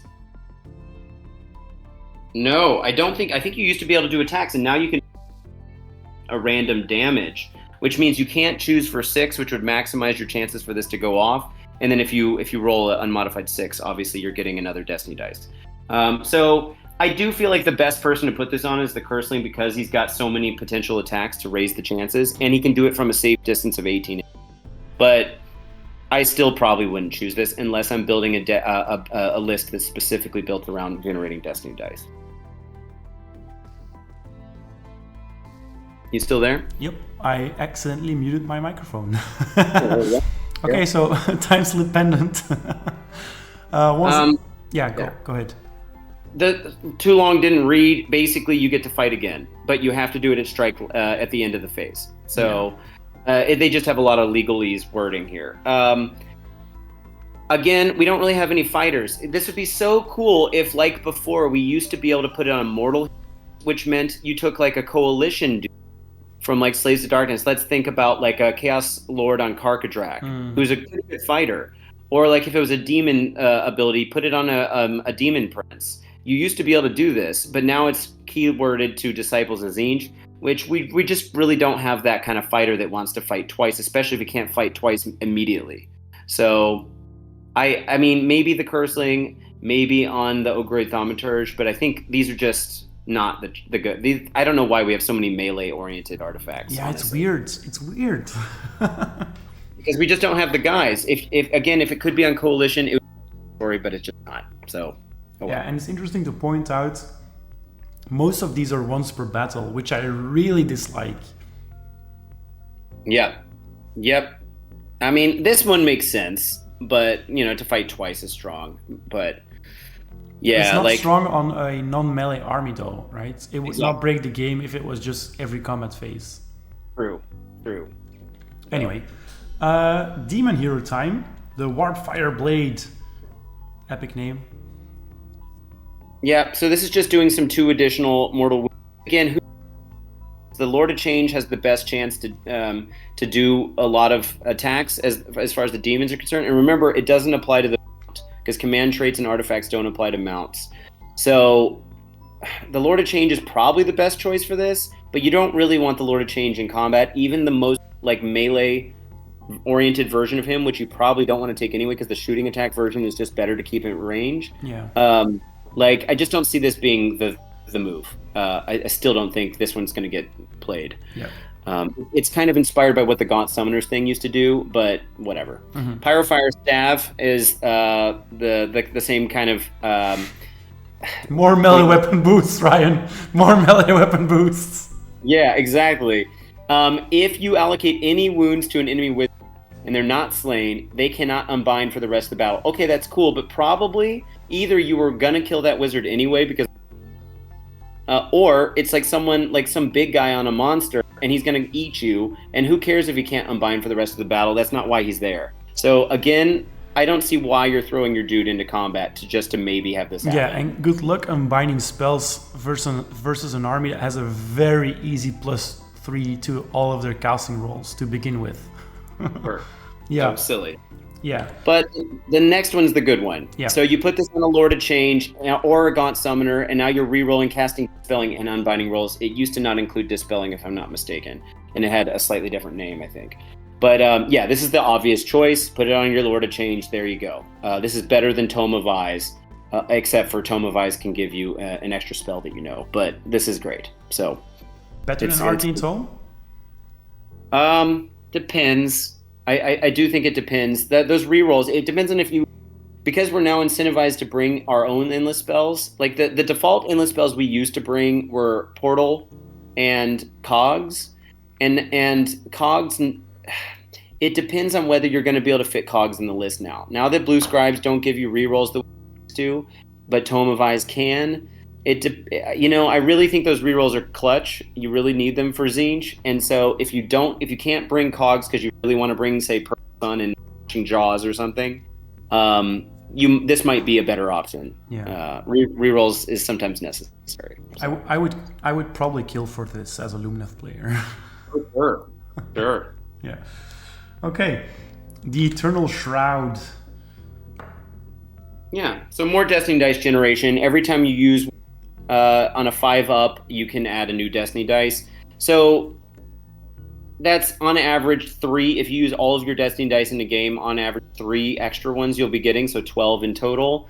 That said, if you take the somewhat obvious grand strategy where you want to have 9 points worth of Destiny dice at the end of the game, you might be reluctant to be spending them. So this might be generating less than you think.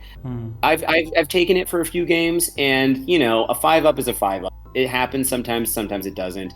And again, you're not controlling what the quality of the die is that you're bringing in, so you could just get some 1s. So we could probably summarize the artifacts as pick 9-Eye Tome or Arcane Tome. Yeah, basically. I mean, with a couple exceptions, depending on very niche cases. Yeah. Okay, moving on to spells, and here's the good stuff, because we've got 6 spells for the Arcanine heroes and 6 spells for the Demon heroes, though they do share the lost spell. Well, the Demon heroes actually have 5 now, and they lost 1. But yes, that's close. So there's a total of, if you count Bolt as each as only being once, 10. Yeah. So I'll just, as an overall, I'll say the Arcanite spells got more techy and more kind of necessary, and the mortal wounds that you usually saw with the demon side got nerfed a bit, and we lost access to one that we didn't really use. So in general, I feel like the army overall got techier and a little less mortal wound spam. But yeah, which is good. Yeah, I think that'll be less feel bads for opponents. But for sure. Okay, so Arcane suggestion. This one's it's always been you choose one of three effects. The bottom two, which are subtracting 1 from hidden wound rolls or subtracting 1 from saves, have always been there. But the first thing used to be it did D3 mortal wounds. So again, we lost some direct damage. But now you can basically roar them until your next hero phase. Yeah. And that includes, like, if it has to come from, let's say you have a orc, what's his name? The big guy, the mega boss on Maw Crusher. Yeah. Who can throw out 3, versions of the same command ability. Now he can't issue it until your next hero phase, which could be huge, right? So good. This is so good. Yeah. So it's better than just roaring them in the combat phase or doing what the horror gas does and shutting off Battleshock, inspiring presence. It does it for all command abilities, which is really solid. Yeah, I think love this spell. That's going to be the go-to, but the modular element that you can make it subtract 1 from saves could also make your shooting army way better. Mm-hmm. So it's just an all-around great spell. So yeah, that one, of course, could be known by someone who can add 9 inches to the range. So you could just turn 1, make something shut off. So, or imagine you put it through Portal. Oh, I'm imagining it, Ryan. I'm imagining it. You put it through Portal, and Portal's extended range, and then you get a 27 inches off that, which is insane. Yeah, it's such a cool spell. Oh, God. I just love spells where you can choose effects. Because you're basically getting 3 spells for the 1 spell selection. Yeah. I mean, it's modular, and it fits Tzeentch very well. It makes a lot of sense. Yeah. Okay, Shield of Fate. Shield of Fate. This also changed. It used to be re-rolling the first... So it's based off of how many Destiny dice you currently have, which is also going to be kind of a push and pull trade-off mechanic. You choose a friendly unit wholly within 18... if you have the least amount of dice. Oh, and by the way, if you have 0, nothing triggers. Mm-hmm. And you can have 0. But if you have 1 to 3, you're getting a 6-up ward for that unit. Which currently only a couple of our units have Kyric Acolytes with shields and Zongors with shields, and I don't think anyone else has a ward in the and then 4 to 6, you're giving a 5-up ward, which is obviously great. And 7 to 9, which you may never actually have, is 5-up ward plus a 4-up spell ignore, which is fantastic.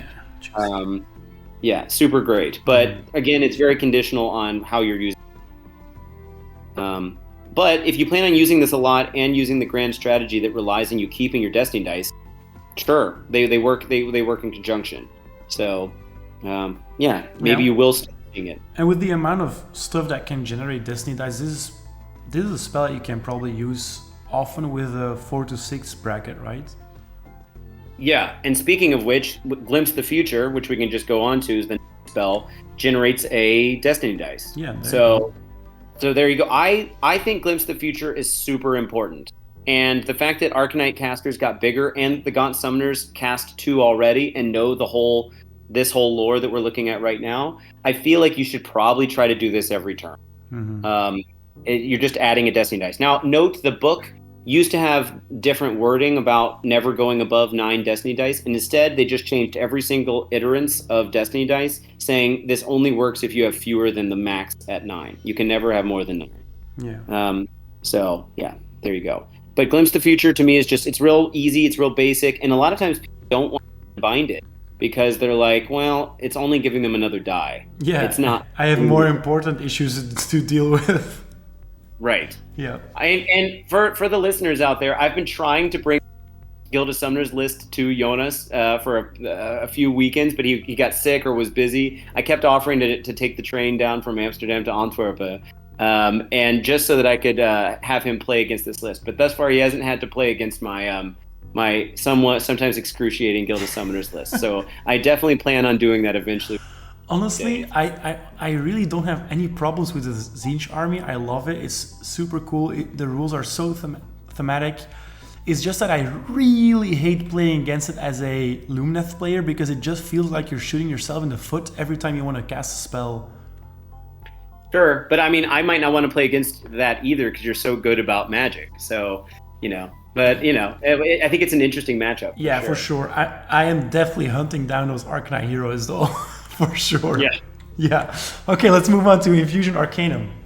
This one's not very useful anymore because the best fighter we have that's an Arcanite is the Ogroid Thaumaturge, and if he gets wounded in that phase, like so basically he fights second, he already gets +1 to hit and wound rolls, whereas previously he used to get rerolls so they could stack. Now it's not helping really. And the best guy to give it to is maybe the Curseling, and you can't give it to Coalition casters anymore. So this one doesn't really do a whole lot. I'm not a big fan of this one. No, me neither. Treacherous Bond? This one got nerfed a little bit. It used to be that, so you basically create a mortal unit, and keep in mind that Zongor units don't count as mortal. They only have the Arcanite keyword because somehow they're not mortal. So you're basically targeting your Kyrix or, a hero or something, I guess. Or it could be a Tzeentch coalition that's mortal, which would most likely be just out of slaves. But basically you're bonding them to you so that anytime on a 3-up. You dropped away there. So anytime. Oh, sorry. Anytime your hero takes a wound, on a 3-up, it's a bodyguard, and it got nerfed back to what all bodyguard roles should be, where the wound cannot be negated once it's gotten passed on. Mm-hmm. It previously had to. It was possible that they could negate it with a ward roll or something. And also, the unit now got nerfed down to it has to maintain being within 9. In order for this to go off. It used to be that the unit could just, and it would just magically transfer over, which was flavorful and different from most bodyguard rules, but bringing it in line with what most bodyguard rules is, and 9 inches is pretty good. So, and the range is 9 inches. So that means if you have that Arcanite where you had 9, it's 18 now. So, or at least for when you choose the unit, not for whether it applies. Mm-hmm. So it's kind of interesting. And it's really good for keeping that one Arcanite hero for your Guild of Summoners list alive, basically giving them a 3-up ward until the other unit. Okay, moving on to Ball of Tzeentch. All right, Bolt of Tzeentch is accessible to both the demon and mortal lore, but you can only cast it once. So it functionally, is one spell less that you can know or do per turn, but from what it might seem otherwise. But it does what it always did, which is D6 mortal wounds. It's worth pointing out that we lost a good bit of our mortal wounds output. So this is one of the only things that still kind of does the big stuff. So I think you're going to see it a little bit more than maybe you did before because we've lost so many things. Yeah, still a great spell though. Of course. Apart from Arcane Suggestion, which is probably the strongest one, which one do you like most? I like having more Destiny dice, so I think Glimpse of the Future is cool, but I think Shield of Fate's probably the answer. Getting a ward save on a unit we don't have ward saves in the army really, so putting one on your Lord of Change or on a critical unit that's about to go combat like Zongor and Light Disc is pretty good. Would you ever consider taking Treacherous Bond? Sure. And remember, I don't have to choose with Blue Scribes or with the Gaunt Summoners. So, and in fact, the Gaunt Summoners are demons, so they can know all of this lore and spell. Yeah. So. Okay. Yeah. On to demon spells. So they lost one spell here, as you mentioned. It wasn't very good. It basically boosted the attacks you could do or your bravery. It was kind of silly. So, but Treason of Tzeentch. That's it got nerfed a bit. It used to be you could pick any unit, and now it has to be of 2 or more models, so no heroes, and no units that are down to 1. And they now have to be wholly within 18, which almost never happens in spells that target enemy units. Usually it's within. So this got a big nerf. But you roll, it's an anti-horde spell.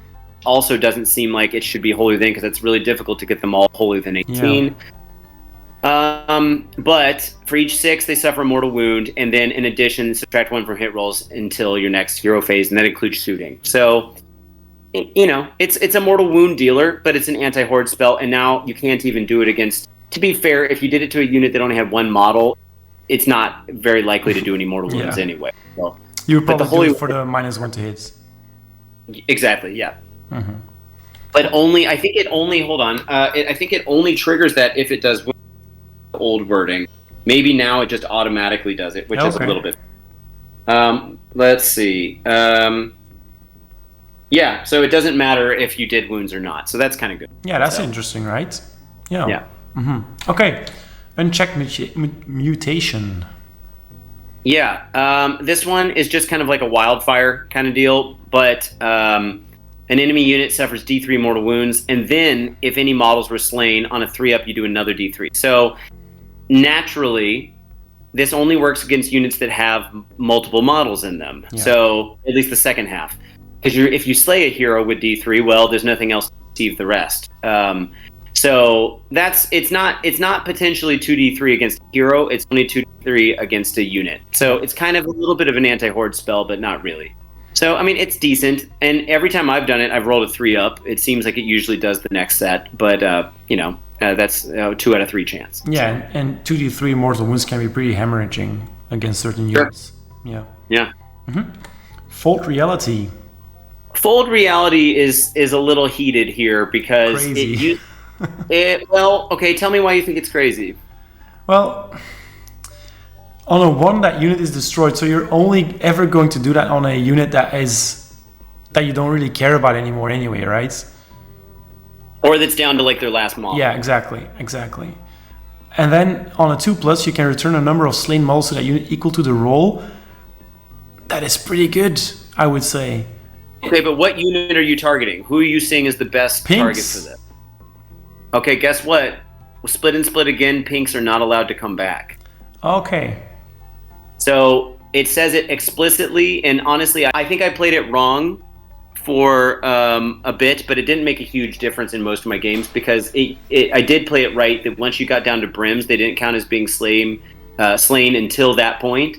So a lot of times the window of time that you do this was pretty small, and they usually could just knock out the rest of the brims before you got a chance to do it in your hero phase. But even still, and with the split and split again rule, pinks are not allowed to ever be brought back to the unit. So this actually doesn't work for them. It does if you use the other rule, petty vengeance, but no one chooses that because they're not worth their points at that point. How about on a unit of flamers? That yes, and you'll see in my list I did use that. So I think that's pretty good. Yeah. So. Okay, Tzeentch's Firestorm. Interesting fact: I play Thousand Suns in 40k, and a lot of the spells are the same. Like Tzeentch's Firestorm, Bolt of Tzeentch. I think maybe even Treason of Tzeentch. They're all in there as well in their spell lores, which I find. Well, the lore's the same, right? I mean, at least for the demon side. Yeah, which I find very interesting. That it has that overlap between factions where you can really believe that the universes are somehow connected. Yeah, I love that, and in fact, I'm planning on buying the Bellacore Commander Magic deck that's just come out for 40k because it's got all the same guys I know in it. It's got the demons. Yep. Granted, the other ones are all 40k, which is fine, but. Okay, so the problem with Tzeentch's Firestorm, it's arguably the biggest damage spell we've got because you roll 9 die for each 6, it does D3, and it can kill some things if it swings pretty hard. And the range just got knocked down 6 inches, which kind of sucks, but its casting value went down a point 2, so it's no longer casting value 9. Here's the weird thing about Tzeentch's Firestorm, though, is the old 2nd edition rules for Magic used to say that if 2 spells had the exact same name, you couldn't cast both in one turn. Now, I can't find that rule anywhere in the 3rd edition rules. However, since 2nd edition and still today, Tzeentch's Firestorm, this general lore spell, has the exact same name as the Warscroll spell of the Fate Skimmer. And they have different flavor text and different rules. They are different spells, but they happen to have exactly the same name.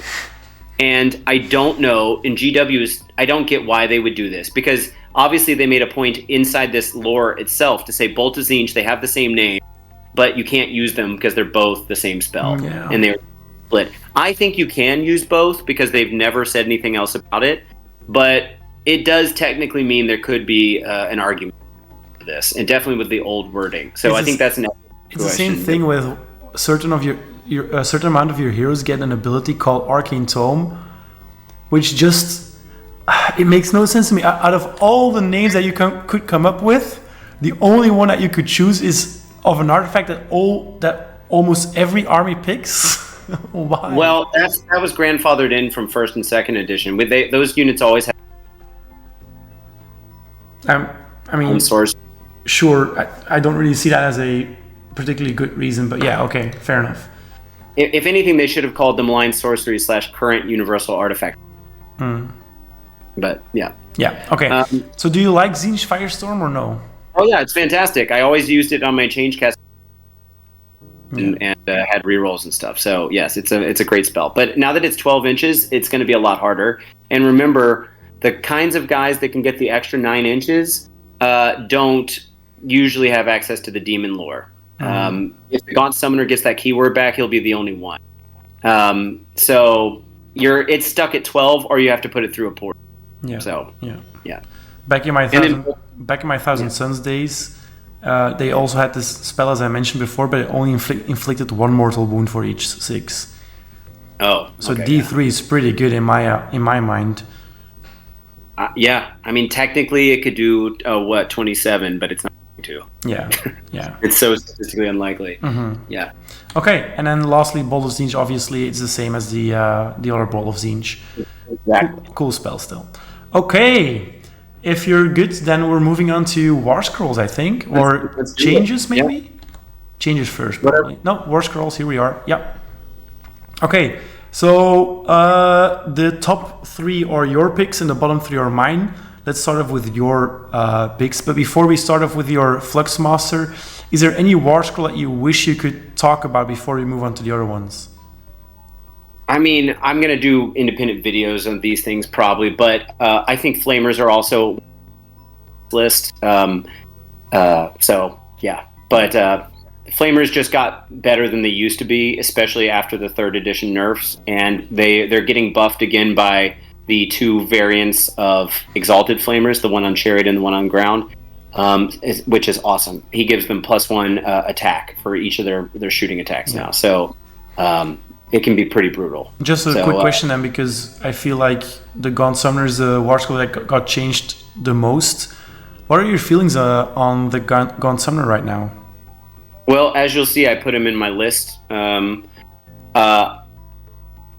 I'm not as convinced that the 9-inch auto slay or slay rule is actually going to be that strong, but I do like that we did get the disc version, and I think he's totally worth it. I think the Deep Strike can be amazing, even though it's key. You basically never do it if you thought he was going to get shot off the board.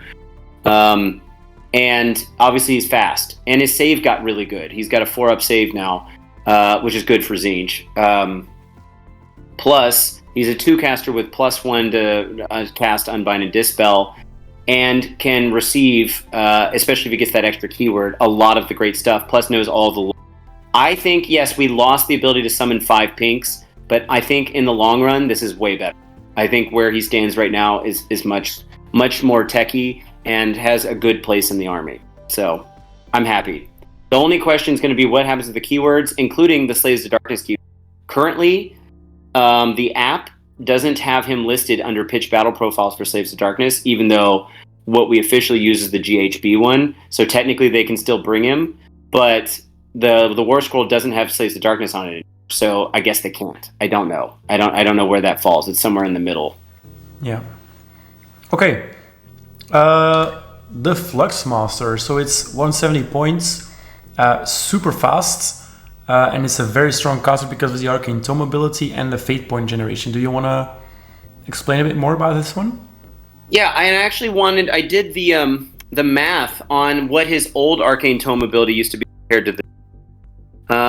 And So what it used to do was once per game you could roll 3d6 and remove the lowest one as your casting value. Now, if you had rerolls, you could re-roll it, but that would come from outside of the ability.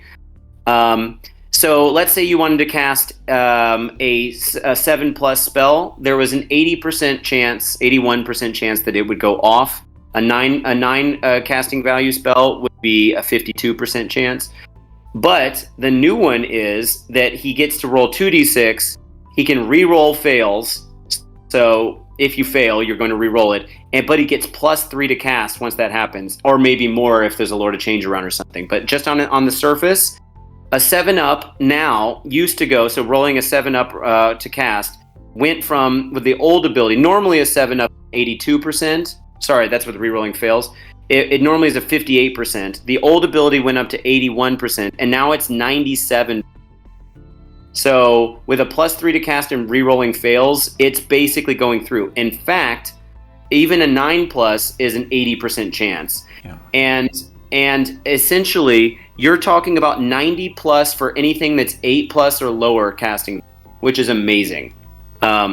So this ability got way better, and it's all on this dude, but it's also on the Changecaster and the Chariot version, which is called a Fate Skimmer. So super good. His spell with this Fate Point generation we're talking about, it used to be kind of a mediocre whatever spell. Now you target a unit, you roll 9 dice, every 5+ does 1 mortal wound, so on average 3, plus you get a Fate Point for each mortal wound that it does. And keep in mind that he got the spell off implicitly. So we're talking about on average 4 Fate Points by this guy. And the reason I love this guy so much is not only did he, but the Changecaster got a... You dropped off again there. Not only did he get a glow up, but the Changecaster, who used to be our infinite caster dude, if you did it right, lost all that ability. So this guy is functionally the new Changecaster for getting your Fate Points up. And it's not crazy to think that you might get 5 or 6 Fate Points out of this guy, or less, of course, but it's possible. You could generate all of that with just this one spell, which is pretty good. And it's doing a good bit of mortal wounds. So, very nice. Yeah, so this is an auto-include for me in anything where I want to summon stuff. Yeah, for sure. The Arcane Tome ability combined with all the extra pluses that you get to casting already is just... Whew. Yeah. And of course, the Arcane Tome is only once per game, but that basically guarantees you get off a clutch spell that you really...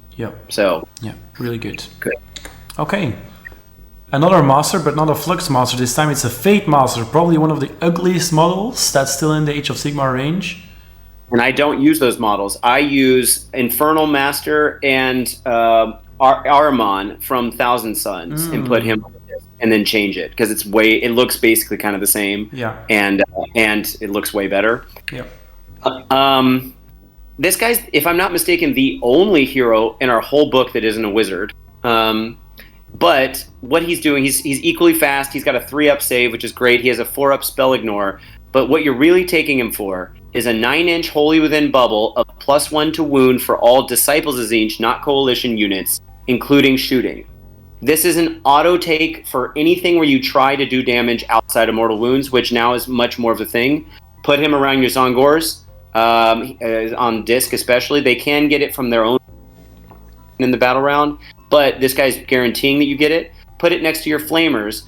Now they're wounding on 3s, hitting on 2s, very likely. Yeah. Put it around your Kyric Acolytes that are in your Pyrophane cult, and now they're hitting on 3s and 2s, -1/1. So like this guy is just kind of indispensable, and he's tanky, fast, and counts as an Arcanite hero for summoning for the Guild of Summoners stuff. So to me, this guy got the biggest glow up. He had a good thing. It was like reroll or something. Like I think it was reroll wound rolls before, but now I would say this is just invaluably good. It's fantastic. Yeah, it's really good. Okay. You can get a very good chunk of the army on 2 up to wound. Yep. And then lastly, Zongor Enlightened on disc. They technically were better during the FOMO period, but they went down from 215 points during the FOMO box period to 180 again. Which, if you compare them to a lot of similar, like 4-wound cavalry units, like Eels, or I guess you could even say Kurnoth Hunters if you want, which aren't really cavalry. They actually hit pretty hard. They move 16, and once they most likely get the Brayherd keyword back, you can put them around a Great Bray Shaman and give them +3 in the movement phase, so they're moving 19. But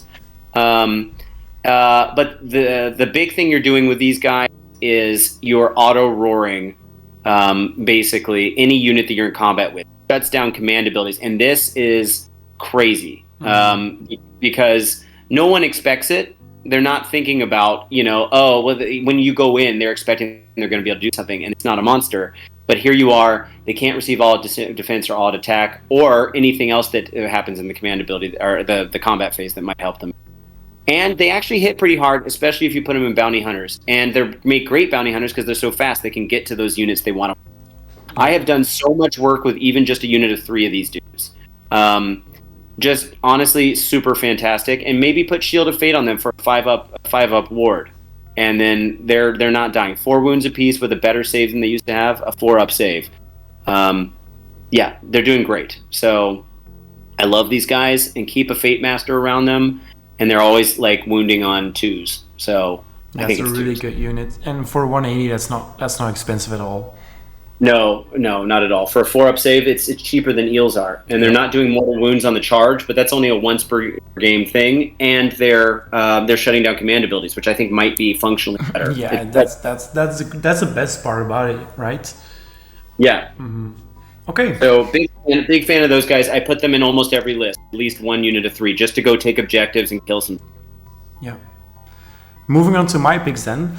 So my picks kind of consist out of units that I like, but also that I want to hear your opinion about. So let's first start off with the Lord of Change. I could not include this guy specifically because you're such a Guild of Summoners lover, and I really just love the sculpt of this guy. It might be one of that plus the Kyrix are probably the only models that would almost push me into a Tzeentch army. I love how spectacular it looks. It looks so Tzeentchy. They did really great on this model. Yeah, it's legitimately my favorite model in the game, I think. Yeah, it's crazy. I also love that it's only 400 points, which is still quite expensive, but it just fits into a ally slot, which is great because it could potentially be a pretty good ally because it buffs magic for all Tzeentch units, if I'm not mistaken, not Disciples of Tzeentch units. Yeah, that's right. So that means Archaon's getting it if you put him in Slaves of Tzeentch, or anyone with a Mark of Chaos that you give him the Mark of Tzeentch. So give your Sorcerer Lord Tzeentch, and you're good to go. Yeah. The stealing of the end of the spell, I don't think it's not massively impactful or anything, but it's still a very cool trick. The fact that he knows the whole demon lore is pretty good, though. Speaking from a wizard's loving perspective, just any wizard that knows the entire lore is great. Yeah, and it's important to know if you take him as an ally, they don't spell this out explicitly, but your spell lores count as your army's allegiance abilities, and therefore, if you take them in another army, they do not spell lore. They do or they do not? They do not. It's an unfortunate. They don't make it very clear. You have to kind of read between the lines, but they do not know the lore. That's why, like Alariel, they changed it so that if she's in they tried to make it clearer, because in Living Cities, we used to think, or with the Warsong Revenant, we used to think you could know the whole lore and bring it into your city's army, but it doesn't work that way with the way 3rd edition's worded.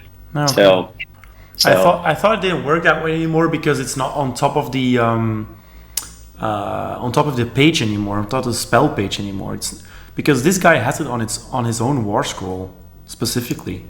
Yeah, but that's the new thing that they're doing, and it counts as an allegiance ability. So if you're not in a Tzeentch, Disciples of Tzeentch army, so it's a bummer, but yeah, that's fair. Would you include this Warscroll in a non-Guild of Summoners list? 100%, but I'd probably take Kairos. Yeah. Kairos is great, and he's generating you a Destiny dice every turn. But the one thing that sucks about Kairos is cool spell. And yeah, he can't change the dice anymore, fine. But he lost his cool spell that transformed someone into a chaos spawn. And the real problem is if you have Kairos plus Lords of Change, only one of them can cast it. They have the same spell now. So now it's redundant. It is good that they know the whole lore, but eventually cast. Or have ones that you want to cast because the lore only has 5 spells. But no, this guy's amazing. I think they're great, and the brackets got better for both him and Kairos. I still think you should take the missile version 9 times out of 10. The Curved Beak and Wicked Talons version is totally pointless because Baleful Sword got even better. So if you're going to take one, you take that. If you're not taking the shooting, stealing the Endless Spell, I do feel like is really Purple Sun or like Gnashing or something. But it's replaced the ability to auto do it. But now so it's going to eat one of your dispel attempts or unbind attempts. But he's so good at doing it because he gets the change the lowest highest one +1. So Purple Sun, which you need a 9 to roll, means that he just has to roll a 4 out of 2d6, a 4 or higher, and he's immediately got that spell to control it. So it's pretty strong. Big fan. The other thing that Kairos lost while we're on the topic that I'm bummed out about is he used to know all the spells of all friendly Tzeentch, all Warscroll spells of friendly Tzeentch units wholly within 18 inches. And you used to be able to use the Blue Scribe spell, which gave rerolls, or you could use the Ogroid Thaumaturge's healing spell. And now he's lost that. He does know the whole lore, but I really feel like the other rules are cooler. So, and it was all friendly. It was all friendly casters. So if you brought an ally in from a different faction, you would know them. That's those Warscroll spells too, which is pretty cool. Yeah. So he was probably a bit too strong, though. To be fair. Yeah, that's fine. Yeah. Okay. Speaking of which, you mentioned that Kairos lost his specific Warscroll spell, which turned units into spawn and dealt mortal wounds and tied them up and all that stuff. Well, you've got your solution right here. Yeah. Yes. This one's a great one. Why don't you tell us? I mean, the Tome Endless Spell looks better on paper, but from a standpoint that's not from a standpoint as an opponent, I am so scared of this spell, especially if you combine it with the plus 9 inches. It is super scary if you drop this on your opponent's line in turn 1 and then just start doling out mortal wounds. It's crazy. Yeah. Remember, so some people have read this wrong, but it's the very first model that dies gets turned into a chaos spawn in that movement phase. Not the first one from every. So it's only creating 1 per movement phase, which is still good, and it also means you have no choice over which one. Yeah. Mortal wounds, and that means you have to be tactical about what order you do the unit, which ones you roll, because if it's going to be the first one regardless of what you would like. You don't get to choose. And it also affects your guys, by the way. Yeah. So you want to keep out of that range. Also, its glow up is huge from what it used to do, because you used to have to roll a d6, and it did you didn't know what it was going to do, whether it helped you or hurt your opponent. And now that we know what it does, it's pretty solid. I definitely think throwing this upfield 27 inches is amazing. Yeah, it's super strong. Yeah, it's good. Yeah, I think if I were playing against this spell, I wouldn't know whether I wanted to huddle all my units together, so you'd be hard pressed to place your spawn where you wanted to place them, compared to. But then the downside is that you're taking more wounds probably because you're closer to the spell, right? Yeah. Yeah. And keep in mind that Tzeentch often doesn't want to get near your units and probably not by it too often. Yeah. Yeah, if you combine this with an Eternal Conflag list and a lot of Flamers, that is one painful turn 1. Yeah, it definitely can be. Yeah, and it can't be unbound that first turn, so you're getting 2 movement phases if you go first. You're 2 movement phases of hitting everyone, which is pretty. That's the thing, though, right? It's at the end of each movement phase. Yeah. Good. So good. Yeah. Okay. The last scroll I picked is the Curseling. Now, I included the old model in the slides here because I could not find a picture of the new model that had no other pictures on the image. I still think the old model looked amazing, by the way. Yeah, I like it. The new one is fine as well, but both are equally good. Yeah. And he lost his flail, so if you use the old model, but no one's gonna care. Yeah. I picked this guy because he's a 2-cast wizard, which is always good. Not that you're lacking for 2-cast wizards necessarily, but he's re-rolling all unbinding and dispelling attempts. Now, if you look at your entire army, that's not as impactful as you would think, maybe, but just the possibility of denying your opponent one key spell is so strong. If you're playing against Teclas, or if you're playing against an army that relies on teleports, that is very strong, that you can re-roll your unbinding attempts, especially considering that you get so many pluses to your unbinds as well. So the chances of you unbinding any spell that you really don't like every turn are pretty big, right? Yeah, the only source of getting the +1s for this guy would be from the Lord of Change or Kairos, but you can stack those, of course. Mm-hmm. So if you have a couple in there, he's definitely walking around being pretty bossy about it. Yeah, he kind of got shitty in the FAQ period, or the FOMO box period, but now he's gotten again, he's back to being a 2-caster, and his Glean Magic thing got changed a bit. It got a little more expensive to cast, but it's still just a 4, which is nothing, and it's 30 inches, so it's the same distance as an pretty awesome. And it goes off on a 2-up now. So basically what happens is he gets to cast Glean Magic. Either you can do it both in your own hero phase, pick a wizard, and then on 2-up he learns their Warscroll spell, assuming he can cast it. He's capable of casting it.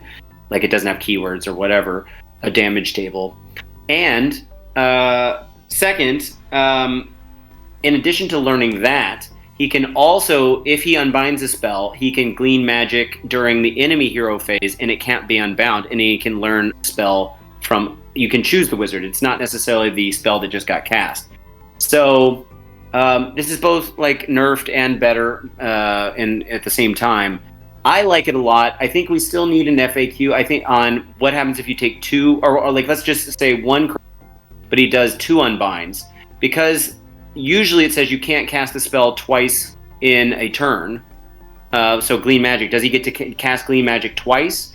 Probably not, because even though this is like rewriting how the rules work, because he gets to cast in the enemy hero phase, I'm assuming he can only do it once. So even though he's got 2 unbinds, he's going to have to choose, or like he only gets to do this one time. Yeah. So it's generating you 1 extra fate point goes off. But it's still pretty cool either way.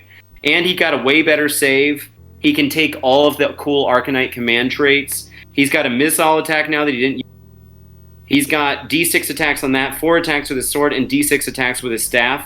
He's actually one of the better melee guys, and definitely one of the tankiest. So all around, I feel just gotten a glow up. Yeah, he's not unique either. No, his name sounds like it. It sounds like it's the Curseling. Yeah, but it's not. Yeah. So.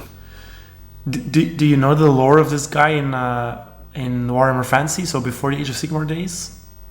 I just know that now he's got that guy that's out of him who's like whispering in his ear and doing that whole like giving him extra abilities, but I forget the rest of the story. It's really cool. I'll tell you about it later. If you're listening to this and you're interested in lore videos, please do let us know, and we might do it in the future. Yeah, that could be fun. Okay, so we've touched on almost all of these points already. So as we usually do, just quickly recap maybe. Are there any changes that we missed and that you want to highlight? Are there any things that you feel particularly sad about that have changed, or things that you think are great and that we haven't touched on specifically? So, easily missed changes. One thing is the agendas are gone. And the agendas was a thing in the 2nd edition book that was basically like extra battle tactics that you could do that didn't give you victory points but gave you boosts to certain units. Like +1 to cast or +1 save if you achieve certain things, or your unit counted as 2 models on agenda instead of 1 per model. Instead, and I'm glad they got rid of them because obnoxious. Like, it was just extra bookkeeping to do, and a lot of times you were sitting there debating which one you were going to do. Didn't actually happen or make a big difference anyway. So instead they moved them all 5, but they moved generically them over into the battle tactics, which makes total sense. They were kind of like a prototype of battle tactics that they were kind of testing out anyway. And so now those are our battle tactics. The grand strategies, I mentioned the one that's particularly good is the one where at the end of the game, your destiny dice that remain have to total 9 points or more. That's pretty easy to do. Obviously, it's going to require at least 2 destiny dice to be around. But honestly, I would just make sure I have 9 and just keep glimpsing the future so that I get some more dice, or Kairos gives me more dice. And then just keep those 9 off to the side and say, like, oh, now I play a game with 6 destiny dice instead of 9. You know, but it's still 6 more than everyone else gets.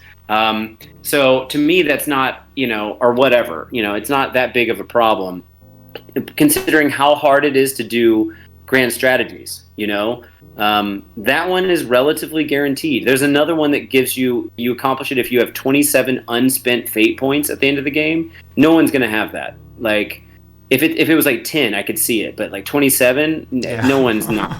Yeah. That's silly. Are you of the opinion, Ryan, that you should ban book-specific grand strategies and battle tactics for tournaments? I'm of mixed opinions about it. I think that they're flavorful and cool, and I get that it's kind of a feel bad in the sense that not everyone has access to those grand strategies. I think they should at least make so everyone can read them, even if the Battletome, you haven't bought it, so that at least you could kind of prepare for it. But I like that they exist in a world where the battle tactics got harder. Back when the battle tactics were easier, I thought they were kind of like unnecessary. And almost every army has got them now, except for Lumineth's about to have them. Sun already has them from the White Dwarf update.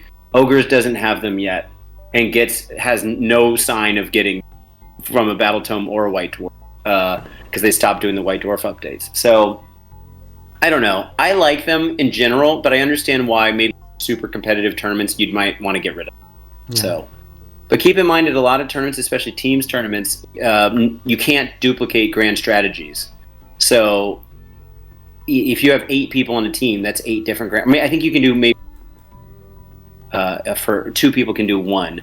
But I don't know. To me, you need more grand strategies to choose from than what we've got right now. So it's not that bad of a thing. I get what you're saying. I just think they need to balance them a little bit more. The daughters ones in particular.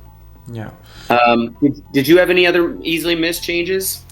I mean, I don't actually know of all the things that have changed. So for me, this is a really difficult one. This was more your slide for me personally. So. Sure. The thing I would say is that the army as a whole feels mostly unchanged to me. It is still very dominant in casting. It has good range ability. Okay, sure, the mortal wounds have moved towards more just range damage rather than mortal wound spam, which I think is a good thing. But overall, the play style, both as the player and as the opponent, is probably somewhat the same, or mostly the same. Yeah, I mean, in general, I like that it got streamlined with regards to the sub-factions, having more choice over your command traits and stuff, and clearly the Arcanite command traits are... but, you know, there are some things... I do miss the details that were like the blue scribes being able to... They had a cool spell, they lost that. I think most of the named casters, if all of them, lost their Warscroll spell. The Changeling is almost utterly pointless. He's a 2-caster, except for being a 2-caster. But he's got this deep strike thing that you're never going to do, and doesn't have his own Warscroll spell, and doesn't learn anyone's Warscroll spells. Yeah. I don't know. There's some weird combos that just, you know, I almost wanted to include the Changeling because it is an easy turn 1 battle tactic. But how so? Isn't there a one that's called Desecrator Lance? Oh, to get, yeah. So then you put him up, but it has to be in their territory, and it's outside of 3 inches. So, yeah, you could do that. But that just seems like you're throwing 160 points exactly. away. That's exactly what I was going to say. Is it was just too expensive to simply do that trick and then lose him outright. Yeah. So yeah, I agree. Okay, probably something that most people are very excited about is your list. So we've been going for at least 2 hours now, Ryan. So yeah, so we'll go through this quick. We've talked about most of these points. It's essentially an alpha Eternal Conflag list, as I was mentioning. Master of Destiny, the grand strategy, is the one with the Destiny dice. And then Inspired, so that I can get a +1 to wound, because like Battle Shock isn't that needed in Tzeentch. And the Charge, I'm not really trying to get into too much with this, except for the Zongor Enlighten, maybe. So the General, this I actually had to debate what I was going to do. But I ended up going with a Magister on disc because I originally had a Fate Skimmer so that I could unlock Burning Chariots as battle line. But in considering that he's not an Arcanite, I really wanted Arcane Sacrifice for the extra 9-inch range on the casting. Plus, the Magister on disc moves 16 inches, is as fast. And he can cast twice as long as you can get some rerolls off with him, which you can put the Tome of Eyes on him so that you can guarantee. So basically, what happens is the first time he casts, it used to be that if you rolled a double, you twice. But now it just says if the first spell is successful, you can try to cast again. If you cast again and you roll doubles, he turns into a Chaos Spawn or just dies. But now with rerolls, you can at least try to mitigate that, like avoid getting the double. It still has a decent chance of happening, but it's not so bad with rerolls. And so turn 1, well, I'll get to what you do strategically. But anyway, his spell is also the one that if it does any Chaos Spawn amongst them, which is also... Oh, sorry. His Warscroll spell is basically the cheap version of the Kairos spell the way it used to be. If it does any amount of mortal wounds to a unit, it turns that model that died, they have to be slain, into a Chaos Spawn. Yeah. So turn 1, you can just throw a Chaos Spawn into a unit, so that if you want to charge them, they can't unleash hell, say, with a shooting unit, or they just are tied up and they've got stuff going on. Plus, as you see over there, I've got Burning Sigil, so there's a second way to generate pretty reliably extra Chaos Spawns. So I'm bringing at least 2 Chaos Spawns, probably more, with a list like this. The Gaunt Summoner is the one on disc. I think he's worth the points because he flies. And why do I want him flying? Because turn 1, at the end of movement phase, I can take both of my units of 6 Flamers, who normally move 9 inches, fly. But I can fly them over there and then deploy them right up in the enemy's ready to shoot immediately. And the Fate Master, who's brought along, will fly with them, along with the Burning Chariot, which gives them the extra attacks because it's the Exalted Flamer. You're basically moving all of them over to that side of the board so that they all just max alpha shoot your opponents down. Obviously, you do an all-out attack on one of the... But they're on, I think, a 2 to hit with all-out attack, otherwise 3 to hit and 3 to wound. In this sub-faction with the extra rend, -1 rend. But we've also brought along a Purple Sun. And, of course, I can also do... Arcane Suggestion spell that the Magister and Gaunt Summoner know, which can give them also a -1 save. So you can be getting them functionally up to -3 rend. And then for the Burning Chariot, you're looking at -4 to rend if you're shooting those targeted units. Then the Fate Master is just flying around giving the +1. I gave the Gaunt Summoner an Arcane Tome, so he's a 3 caster with +1 to cast Unbind and Dispel. And he might also be using the Tome of Eyes, depending on which one you want to put it on for the rerolls. And then he's got Fold Reality, or to bring back the extra Flamers, or possibly Tzeentch's Firestorm for more damage. I brought a unit of 10 Kyrics just to fulfill Battle Line, and 3 Zongor Enlighten on disc to have some amount of hammer. The Burning Chariot is my additional source of shooting attacks. They got nerfed a little bit. Used to have 6 shooting attacks and now down to 4, but still good at -2 rend in this sub-faction. D3 damage. And it's mainly there to act as the buff piece for the Flamers. And you might say, well, what if he gets shot down? I can summon an Exalted Flamer who's cheaper for only 12 fate points. So it's not that hard to bring that ability.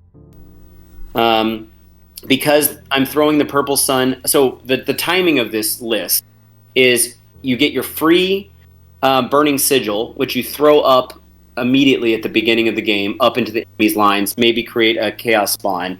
and are definitely trying to kill some models. You throw that guy up for free, and you do it with the Magister who has Arcane. Oh, nope, he can't do that. I was thinking he could, but he can't cause a mortal wound yet. So he's not getting the extra distance on that yet, but the next turn, if you dispel it, you could. He has to cause a mortal wound first, so it can't happen with that auto cast. But you can still throw it up there. Or if you really want, you could throw the Purple Sun up there and have it start moving. Mm-hmm. But it wouldn't be able to move in that turn because there's no hero phase. And it could be unbound. Yeah. Oh no, excuse me. He can't. He can only do that. Sorry, I keep saying it wrong. He can only do that with the Tzeentch spells. So it would have to be the Tome of Eyes or Burning Sigil. But I still think Burning Sigil is the move there. And then turn two. Once you actually start the game, then you put the purple business and have the Tome of Eyes if you want for extra rerolls, and then the extra spell. So you've got 5 casts going on here, maybe 6 with the Magister on disc. The Flamers are coming in hot, no pun or maybe pun intended. You got the Enlightened that are able to also do some kind of outbreak and go up there and knock out some units, go take some objectives. You're super fast. If you need to summon Screamers, you can do that. They're only 10 fate points. More Flamers are going to be kind of expensive, except the Exalted Flamer. And you could bring another Burning Chariot in if you wanted. You're doing Screamers. You could even bring Blues in, and because they benefit from the -1 rend as well, albeit at a 12-inch range. And everything fits into a battle regiment so that I'm 1-drop at this point, which means I'm pretty much as guaranteed as I'm going to ever be that I can take turn 1 or respond accordingly if I want to take the back end. So it's a very glass cannon-y type list, but that's what Tzeentch does, and it just gets up in your face and tries to delete things as fast as possible. Yeah. The biggest risk in this list is losing your Gaunt Summoner before you can drop your Flamers, because then it's game over. Right, but you don't have to put him in the Gaunt Summoner until you've seen what your opponent's list is. Yeah. Mm-hmm. So you might just not do that. Yeah. And just leave everything safely behind, and then you play a more conservative. But the threat range of Flamers, they move 9 inches and then shoot 18. So they have a 27-inch threat range, which is great. Mm-hmm. And then, of course, the Burning Chariot, which is even faster. It moves 14 plus an 18. Yeah. So 32-inch threat range. Sure. So it's pretty aggressive. And I think it's a list that I'm very eager to play. Yeah. I'd love to play this list as well. And it's not as dependent on the magic as a lot of... It does use, but the damage is coming from the shooting, of course. Yeah. I love it. It's really cool. I'd hate to play against it because I don't really like playing against overwhelmingly powerful range damage. But I think this is so much fun to play. Yeah, and the cool thing about it is it has a risk reward. In order to get all those shots off the way I want to, I have to put my units up in your face. Yeah. Which means you're gonna be able to return strike me if I don't do something about it. Yeah, this is an absolutely Ryan-y list because it's so techy. It's a wombo combo. Yeah. It's worth pointing out. Then I forgot to mention this. Someone in the pointed this out. Oh, you dropped off again. Oh, sorry. Someone in the Disciples of Tzeentch Facebook group mentioned this, and I had totally missed it. But the Kyric, their spell for Gestalt sorcery that gives them rend, has been changed from the 2nd edition book to the 3rd edition book so that you can actually stack it, because they can give it to another Kyric unit. So you could actually have a big block of 30 Kyrics, obviously not in this list. You'd probably put in Pyrophane Cult or something. But a big block of 30, and then take 2 small groups of 10, and they all cast that spell on the one big unit, which is now having -3 rend. That's cool. -3 rend, and that's 30 shots at 18-inch threat range. Well, plus 6-inch movement. Yeah. There's some big things you could do, or you could bridge them over and then do some crazy stuff. And if you combine that with Purple Sun or something, we're getting even more. So I don't know if that'll stay, but that's a really cool combo that makes Kyrics a little better than we used to think. Yeah. So anyway, Tzeentch definitely is a shooting army, but it's not particularly a long-range shooting. Tzeentch's special number is 9, and 18 is usually our threat range. So, that's what you got to keep out. If you're playing against, try to keep mindful of those threat bubbles, or 27-inch if those Flamers are moving 9. Yeah. Okay. Yep. There we go. Super cool. So to conclude, what do you think about the internal and external balance in this book? Internal balance, I'll be honest, this is the 10th Battletome that's come out in 3rd edition, and if I'm not mistaken, and I'm a little less impressed with what this book does. I do think they gave us more techie options and took away the mortal wound stuff and the bookkeeping that we've had. That makes it a little definitely easier to play faster. Internally, I think they've made the Arcanite side of it stronger than it once was, but I'm not as convinced by the Zongor side of it, which is a little bit of a bummer. They're such a big part of the mortal side of well, they're technically not the non-demon side. External balance, I think this fits just fine with everyone else that's going on. There's nothing wrong with shooting armies or being magic armies, and people have tools against that, like Ideneth is still going to be protected against the shooting. The magic is always only in your hero phase. To do it before you can move really does limit what you can do sometimes. Yeah. So it's not as feel baddy as like hero phase shooting from like 30 inches, long strikes. So I think it's probably a more fun army to now than it once was. Like pink spam has definitely gotten weakened with the host duplicitous, no retreat. The pre-game move from host arcanum got taken away. But we've got some other things, and to be fair, the that boost how many fate points you can get or how far you can cast can only be put on mortals. So those aren't usually the best casters we've got. So I think that also kind of balances things out a little bit and takes some of the feel bads out. Yeah. Yeah. How do you think this book will impact the meta? Do you think we'll see it more in tournaments, for example? Yes, and mainly because it's less annoying to play as. I think a lot of people, including my buddy Tone, who was saying it's not even playing Warhammer, or my buddy Steve Follows, who's on the British Worlds team, the English World team, I should say.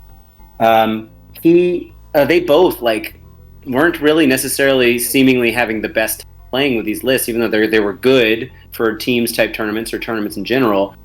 Steve had told me that he was sick of playing with pinks and doing the whole thing, even in Legions of the First Prince. Yeah. And I think they've changed. Legions of the First Prince also has changed quite a bit because it relied on Pyros, the Ogroid Thaumaturge, Blue Scribes, maybe pinks, and now that's gotten nerfed down to not being as strong.